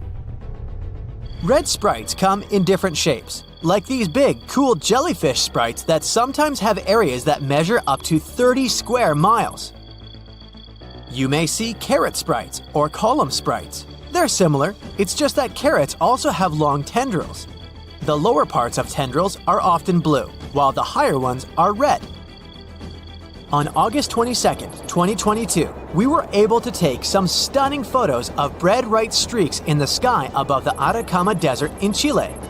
They were surrounded by another bigger glow of greenish color. It's something we call air glow, and you can only see it this well when there's no light pollution. It's basically when we use too much artificial light, and among other things, it doesn't allow us to observe stars and other objects we might otherwise see in the sky. And this air glow happens because of atoms of nitrogen and oxygen in our atmosphere. Sunlight knocks away their electrons during daytime. Then, they slowly recombine with their electrons, which is a process that causes them to glow. How can you see a red sprite? First, you need to find a large thunderstorm. They're more common during summer and spring, for example in June. Of course, sprites can appear at any time if there are powerful enough storms with lightning at ground level. The skies need to be clear and very dark, ideally without bright moonlight. And the storm should be around 100 to 200 miles away. That way, clouds won't block the sky and you'll have better visibility. In the perfect scenario, the storm will be moving along a distant horizon, so you'll be able to see everything above the cloud tops. You can track a storm with weather radar. Your eyes need some time to adapt to the darkness around you. Give them some time, about 20 to 30 minutes. Keep your eyes above the clouds and try not to look at the clouds directly. Ignore lightning flashes. A sprite will pop maybe once for every 200 lightning strikes. Don't expect to really capture it on camera, it's not easy. But the view itself will likely be worth the wait. This and similar flashy events are something we call TLEs, which stands for Transient Luminous Events. Blue jets are also worth mentioning. These are dim blue lights that stream up like a very fast puff of smoke above powerful hailstorms. They're also very rare, and in most cases, you'll only be able to see them from an airplane. And now we get to those fairy tale creatures. Elves, when we talk about lightning flashes, are brief discs of dim light you can see about 60 miles high in the atmosphere. It's just an abbreviation. Their full name is emissions of light and very low frequency perturbations due to electromagnetic pulse sources. Yeah, I suggest we stick to elves. Moving to trolls. Those are red spots that pop close to cloud tops after the flash of a very powerful red sprite. Gnomes are the smallest and fastest flashes. We're talking about tiny white spikes of light that flash from the top of a big anvil of thunderclouds. The anvil is that elongated cloud you see at the top of a raging storm. It spreads downwind together with upper-level winds, and gnomes last for only a microsecond. And check this out. Ball lightning is in the shape of fiery orbs that can be as big as a golf ball or can grow up to a very large beach ball. They can be yellow, red, white, orange, green, or purple, and they can stay alive for a couple of seconds, even minutes sometimes. For the centuries, many people have been talking about how they saw ball lightning, sometimes even floating into their homes. But such events are really unpredictable and happen very rarely. Scientists have managed to recreate ball lightning in the lab, or at least something very similar to it. They have realized that ball lightning probably shows up after a lightning bolt strikes the ground. Mineral grains in the soil then vaporize. Here's something spectacular: volcanic lightning. This one is born in the plumes of a wild volcanic eruption. Like the rest of thunderstorms, volcanic lightning forms when static electricity builds up in Earth's atmosphere.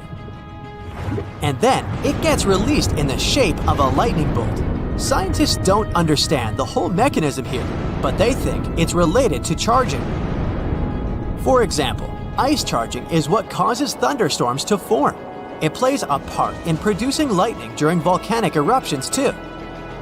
This happens when the air heated in an eruption rises into the sky and meets cold air. The water from the eruption turns into ice particles, and when these particles bump into each other, some electrons get knocked off. The ice particles that now have more positive charges move higher into the sky and gather together. Or it may be frictional charging, another thing that leads to volcanic lightning. The same as ice charging happens when tiny particles of ice collide. Here we have ash and pieces of rock colliding and creating charged ions. There's dark lightning too.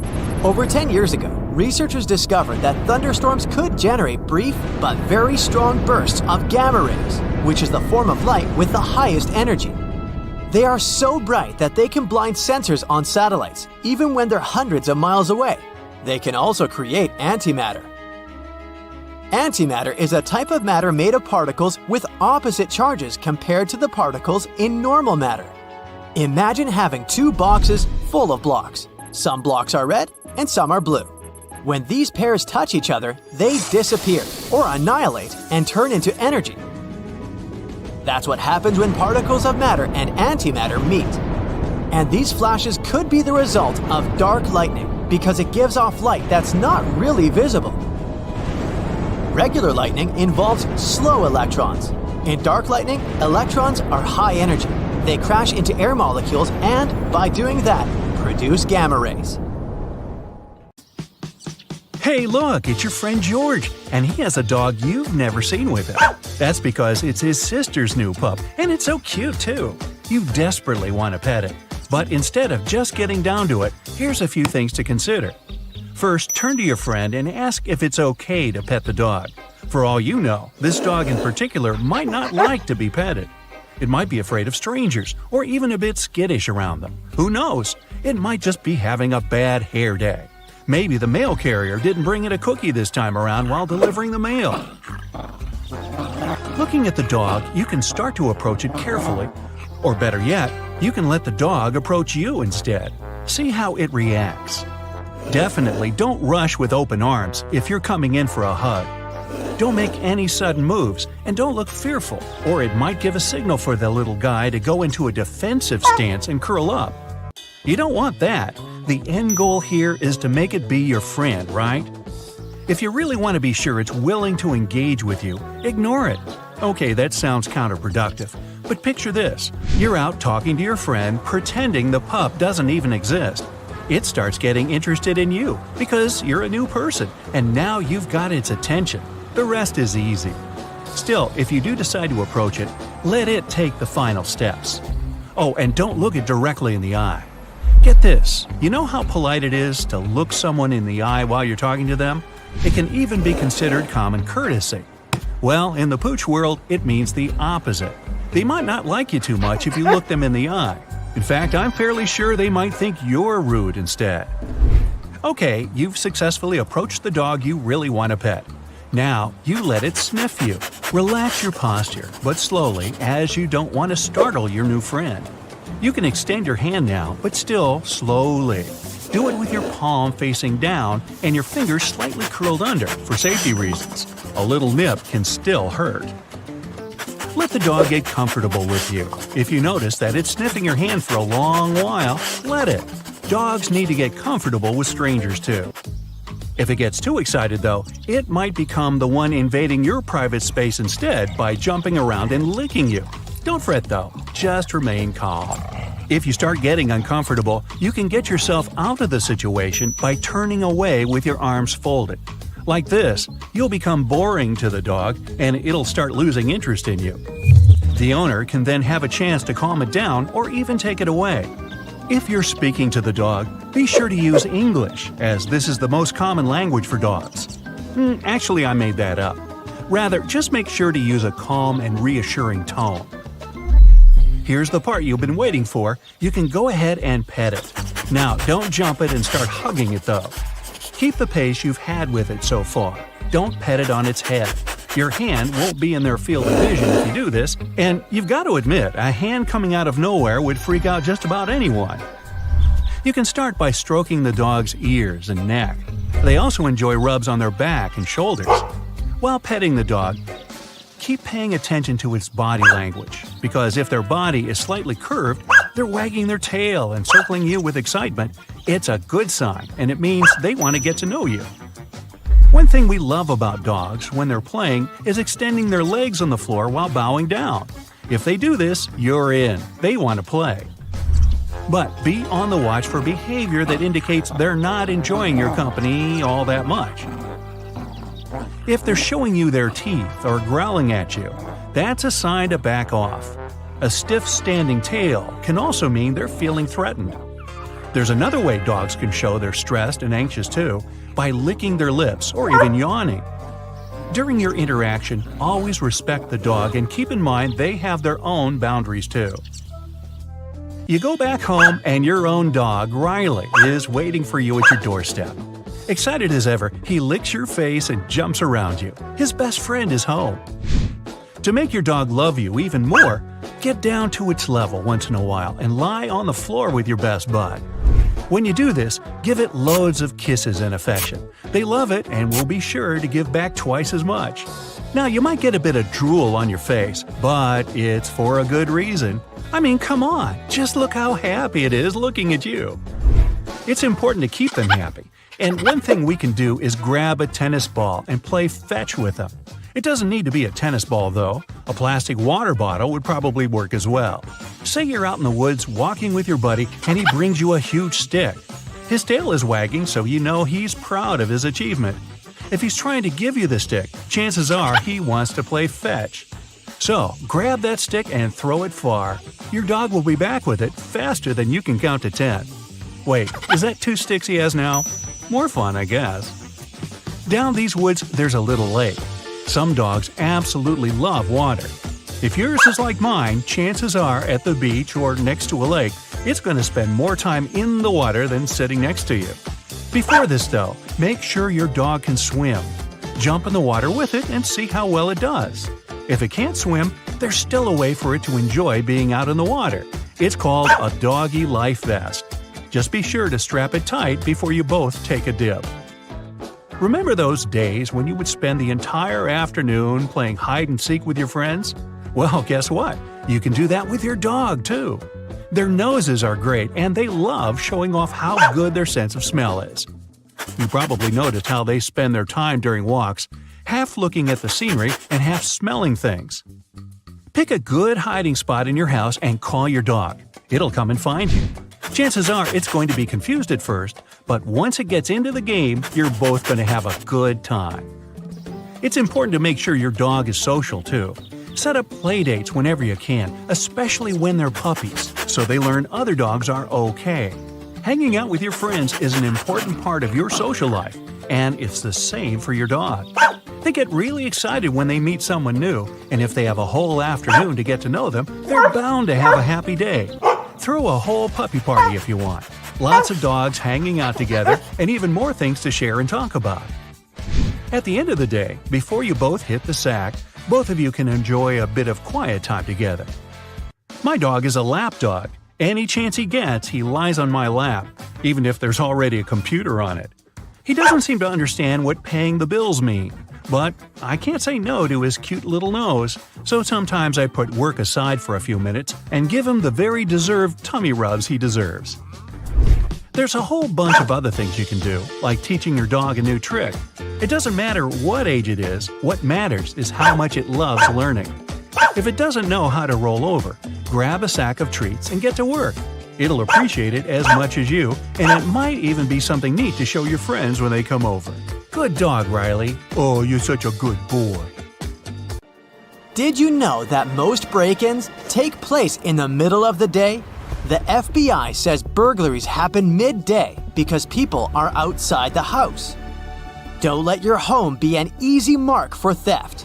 Here are 10 tips to protect your home and some security items you might need along the way. Number 1 on our list is portable door locks. They aren't just designed for regular houses. Let's say you stay in a rented house where other guests also come and go. You can carry one of these portable locks with you. Many rooms have secondary locking mechanisms besides the regular lock, like security chains attached to the door, but you shouldn't always rely on them. These mechanisms are only held by screws. It means they're easy to dislocate. There are many portable lock models, so what should you look for? Ease of use is the key for installation and removal in case of emergency.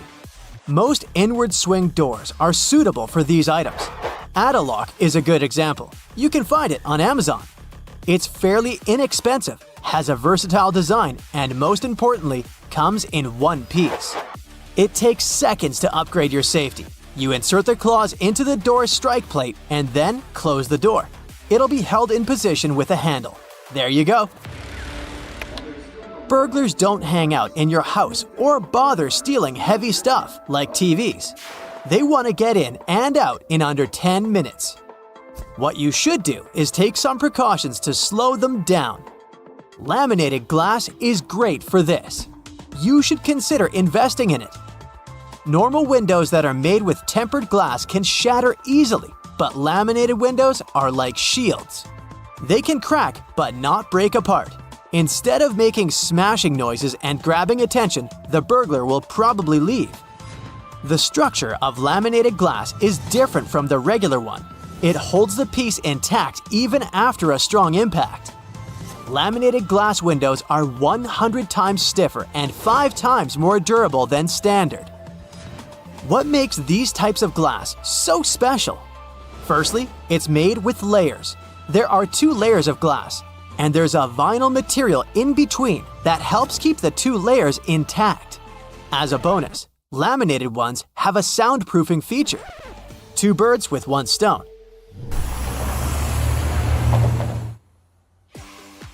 The interlayer absorbs some of the outside noise. It's glass after all. Aren't we going to see the vinyl layer?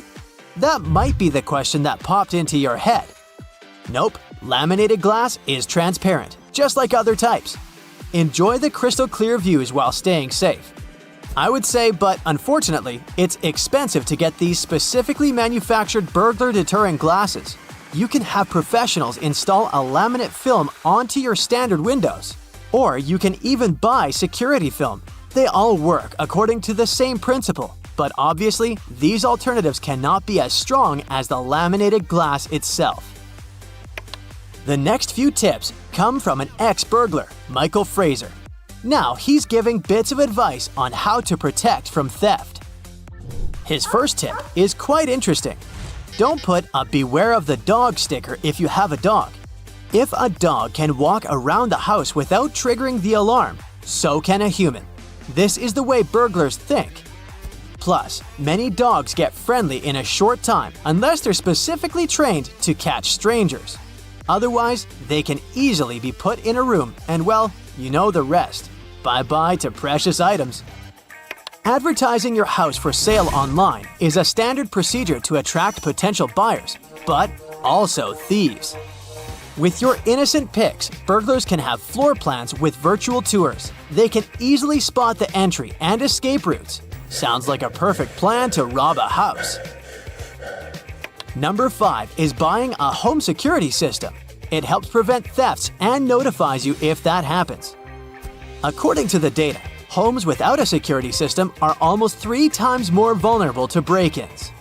There are numerous ones to choose from. Some are pricey, but luckily, there are affordable options too. You don't even have to call professionals.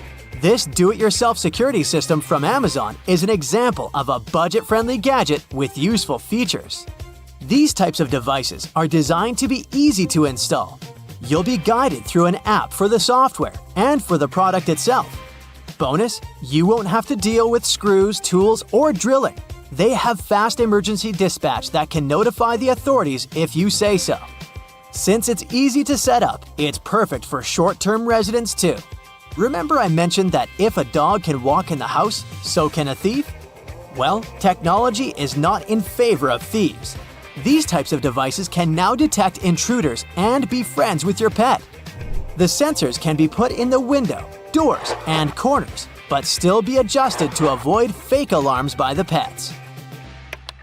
Another device to add a layer of protection to you, especially in shared residences like dorms, is a doorstop alarm. These devices are very compact, so you can put them in your luggage and take them on your dream vacation. You can use it in your daily life. A doorstop alarm can be used on any door as long as you place it inside. It works as a door wedge, but it keeps the door closed. How does it work? When the alarm is triggered, it will keep the intruder outside the door and activate a noise alarm. It can wake the owner of the house or neighbors. This one, again, can be easily found on Amazon. Ex-burglar Michael also recommends thinking like a thief. Ask yourself, how would I get in? It's a great starting exercise for discovering vulnerable spots. Walk around your home. Is there a window that can be easily opened? Oh wait, is it your laptop on the desk that can be seen from the street? Speaking of the street, if you buy a new electronic device like a TV or a computer, don't leave the empty cartons displayed near the trash container. This looks like an invitation to thieves. They will know that you have expensive electronics inside the house. Instead, break down the cardboard boxes and then put them away for recycling. Unfortunately, first-floor windows are entry points in 23% of home break-ins. To prevent this, you can purchase a wireless alarm kit. When it comes to the front door, installing a double-key deadbolt can be a solution. Similarly, motion sensor lighting does the job. Do you have blind spots around your home? Upgrade to a security camera with night vision.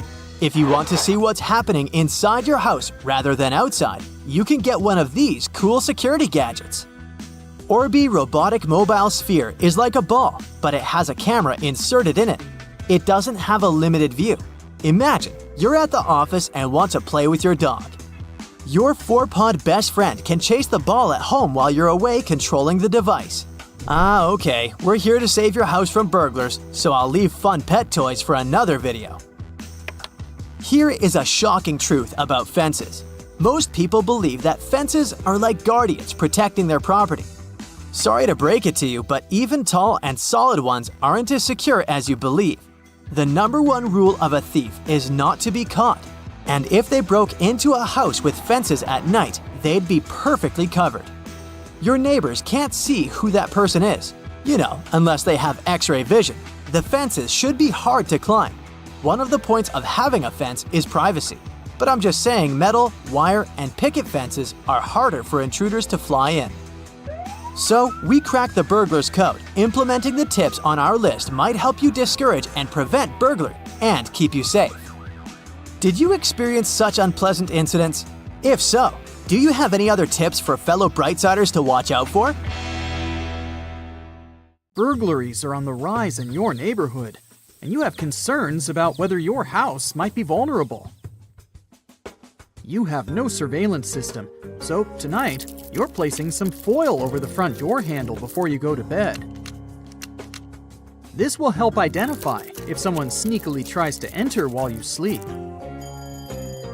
You wake up the next morning, and it appears the foil is slightly ripped. Someone has been here, and they're sure to return. Another option is to put a mug on the doorknob. When the knob turns, the mug will fall, causing a noise to wake you up and hopefully deter the intruder. Your main concern is that a tradesman stopped by recently. He said that he was working next door and asked to use your toilet. You refused and felt bad at the time for being rude, but it was a very smart move. About 60% of burglaries in the USA are made by someone you know or have met before. That tradesman, while going to the bathroom, could have adjusted something in your house to make their return entry a little easier. They may have wanted to take a closer look at what security system is installed, check the structural integrity of your home, and found out what valuable loot you might have. Finally, today you're going on vacation. You need to prepare your house and make it as safe as possible. A full post box is the first thing a robber will look for in a target. Your neighbor will need to take your mail while you're away.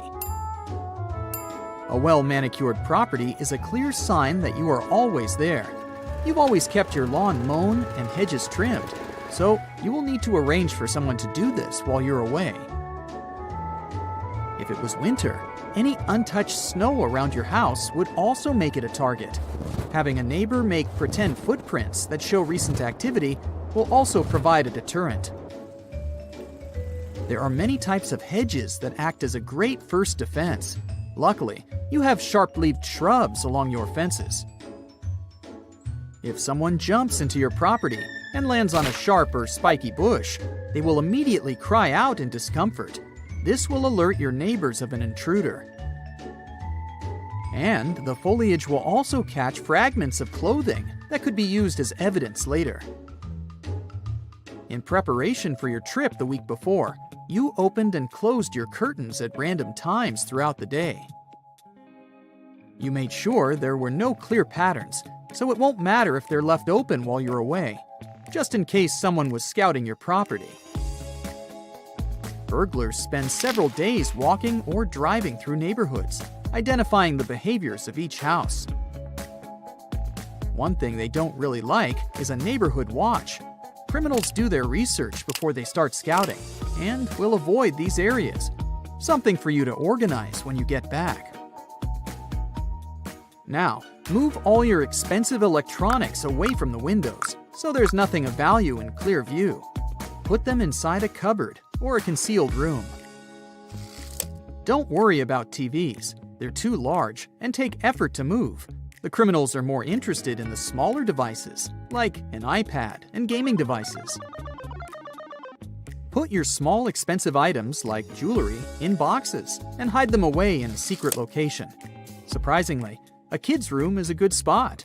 Burglars have admitted to never going into them, as there's nothing of value in toys. Take photos of all the serial numbers on your electronic devices and create an inventory for insurance purposes. 95% of break-ins are done by force, so it's time to reinforce your windows and doors. You can make it even more difficult for the crooks.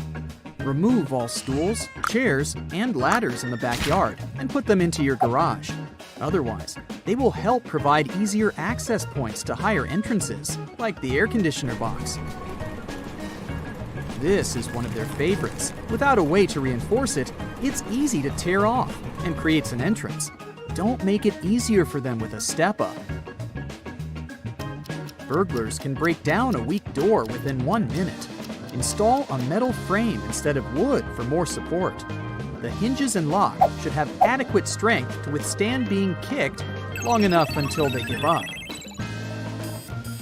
With the lock as the remaining weak spot, this can easily be picked by an experienced thief.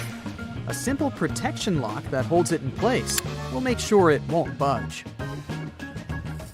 The hinges on your garage door swing outwards, which makes it vulnerable and can be accessed by taking the pins out of the hinges. Replace them with tamper-proof pins so they can't be removed.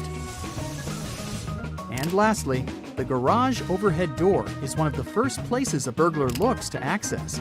They don't have a lock that fully secures them. Attach a padlock on the latch connecting it to the track, holding it in place. Your garage door doesn't have this option, so drill a hole in the track just above one of the rollers and attach a padlock. Robbers are scared of dogs, the territorial and loyal guardians of the house. A survey found that most houses burgled didn't have dogs because thieves don't want to draw attention during a heist. Unfortunately, you don't own one, but just placing a dog bowl outside the front door will discourage them. Burglars have adapted their craft with technology. 4 out of 5 criminals use social media, like Facebook, Twitter, and Google Maps to find their targets. Even sharing a photo with a house key in it is enough for a burglar to create their own key by zooming in and taking the exact measurements. Make sure your wireless network is secure and use a new, much stronger password while away. You're not only vulnerable to physical objects being stolen. Valuable data like passwords and access codes can be taken through your network. And there's also the threat of infecting devices through malicious malware. You can also remove the vision of your house completely from Google Maps. Type in your home address, find the street view of your residence, press the Options button, and select Report a Problem. You'll be taken to a screen with an image of your home, with the option to move a red square to cover your property. Request it to be blurred under the option My Home and enter your exact address. It will only take a couple of days to be processed. Don't leave the radio on while away. It won't help. Through the burglar's method of scouting houses, they take note of radio and TV sounds. When they return, they check if they're still on, which just makes it easier to confirm that no one's home. An alternative option to show active presence at home is by making your own audio, something that plays ambient noises randomly throughout the day, with footsteps, conversations, and a dog barking. Leaving your lights on is also not a good idea. Someone spying will notice your house easier, especially at night, and you'll be further robbed on your electricity bill. You're just about ready to leave on your vacation and need to take the trash out. If you have some large boxes, break them down so they can fit inside the bin. Hide any clues about what valuables you recently received. Last check, all the doors are locked and no windows are left open. Now you can finally enjoy your trip. But as you enjoy yourself in your picturesque location, leave any snaps on your phone while you're over there and post them online only when you return. If you do share your photos while you're away, it will have made all your preparations pointless. Every criminal in the area will know you're not home. But with 2.5 million houses burgled annually in the USA, a house without a modern security system is 300% more likely to be broken into. When you get back from your break, it will be a great idea to install one. Did you know that every 15 seconds a home burglary occurs in the United States? This means that approximately 4,800 burglaries happen every day, and the police can only solve 13% of all the reported cases. So yeah, home security is nothing to be joked about, and so I won't. But still, don't worry. It's not like you need to turn your house into a fortress to feel safe. There are a great number of things you can do to keep the bad people out of your house and keep your valuables safe without breaking the bank. First things first, homes without a security system are 300% more likely to be broken into and burglarized, so you should definitely consider setting up one. However, there are many different types of security systems out there. That's why it can get overwhelming to choose the best one for your specific needs, desired level of protection, and budget. Yet again, it all comes down to two options: professional installations and DIY installations. Let's go through both of them together. Professional installed systems require professional monitoring and usually have contracts that are likely long-term. Professional systems come with fees. However, companies usually require lower upfront equipment costs since they will spread the cost throughout the course of your contract. Once you decide on a professional installation, the company will first schedule an appointment with one of their experienced technicians who can conduct a security assessment and explain all your options to you. And as long as your contract is valid, you can report any problems you have with the system to them so they can make sure the equipment works correctly. All in all, you should pick professionally installed security systems if you want to put up your feet and relax instead of watching long hours of tutorial videos or reading pages of manuals. Still, professionally installed security systems may not work for you, especially if you're a renter, due to the contract commitment conditions. Or maybe you're not a renter, but you simply have budget limitations. That's where DIY installations come in handy. The greatest thing about DIY systems is that while the average monitoring price is around $50 per month on professionally installed systems, it is around $28 a month on DIY ones. Plus, there are no installation fees with DIY systems either. Yet again, you should expect higher upfront equipment costs if you're going to pick this option. And there's also the fact that DIY home security systems come with the risks of improper equipment placement and missing security vulnerabilities a pro would catch. At the end of the day, the most important thing you need to do before choosing a system is evaluate the needs of your neighborhood as well as your house. Did you know that 34% of burglars simply use the front door when breaking into a home? That means if your door is not strong and secure enough, you're basically inviting the burglars in. So, setting up security systems is not enough. You need to inspect all your exterior doors too. Make sure the door frames are strong and the hinges are protected. You can always use door reinforcement kits to add extra protection. If your door has a mail slot, don't forget to check if it's possible for someone to reach through it to unlock the door. When moving into a house or an apartment that was previously occupied by someone else, change the door locks. This is the easiest way to ensure that no stranger can just walk into your house using the keys. One other way to boost security for your door is to use wireless doorbell cameras. This one from Amazon is extremely user-friendly.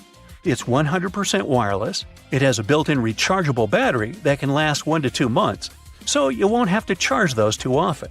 You can track the battery situation from the phone app. It also has motion detection technology and super night vision, and you don't need to worry about the weather conditions because it's also waterproof. By the way, don't forget about the sliding glass doors. You can use a window bar or dowel in the track to keep them from being forced open, or you can add a door sensor or glass break sensor to get alerted if and when someone is tampering with them. We're getting into the very basics of home security now. The percentage of burglars entering a home through a window is as high as 23%. The main reason for that is because most of the time, people forget to lock their windows. Yet again, burglars can always break the glass. If you don't want that to happen, you can try reinforcing the glass with window security film, adding window bars, or installing window sensors. If none of that is possible, you can also plant prickly bushes under the first floor windows to discourage burglars from choosing your house to break in. Now, what's the difference between an actor and a burglar? Burglars don't like to be in the spotlight. That's why having outdoor lighting is to your advantage. Lights should be placed around your front and backyards, along pathways, and near the garage. To make your outdoor security lights more effective, you can use motion-activated ones. Take this one for example. It's solar-powered, so it'll help you save energy. But that doesn't mean you won't have any light once the clouds cover the sky. It's able to run 4 to 5 nights on rainy days. Also, don't allow the burglars to play hide-and-seek. While trees and shrubs may make your home look more beautiful, they also provide a convenient hiding spot for burglars. That's why you should trim down trees and plants, at least the ones close to your house that could be used for cover. Choose smaller flowers and bushes instead, so that burglars don't have a hiding spot to wait for you to leave your home. The same thing goes for any lock gates, sheds, or other outdoor buildings you have. Make sure those places are locked. Burglars can use stools and ladders to climb in from the windows too, so don't tempt them by leaving one outside. Now this one goes without saying, but I will anyway. Lock the garage. Even if there's no access to your home through there, it's likely that you still have plenty of valuable stuff stored in there that burglars might be interested in. It's also wise to store your garage door opener inside your house rather than leave it in your car. This way, you'll be preventing burglars from easily taking it. If you use a security code to open your garage, then keep it confidential and avoid entering it in front of other people, including neighbors. Some neighbors, well, you just don't know. Installing a driveway alarm will also help secure the garage. Now these days, not just burglars but porch pirates, aka package thieves, are a big problem too. Last year, almost 1 in 7 Americans fell victim to them. This is where security cameras prove to be useful. First of all, they work as a deterrent, and secondly, if someone were to really steal your package, you'd be able to identify them thanks to the security footage.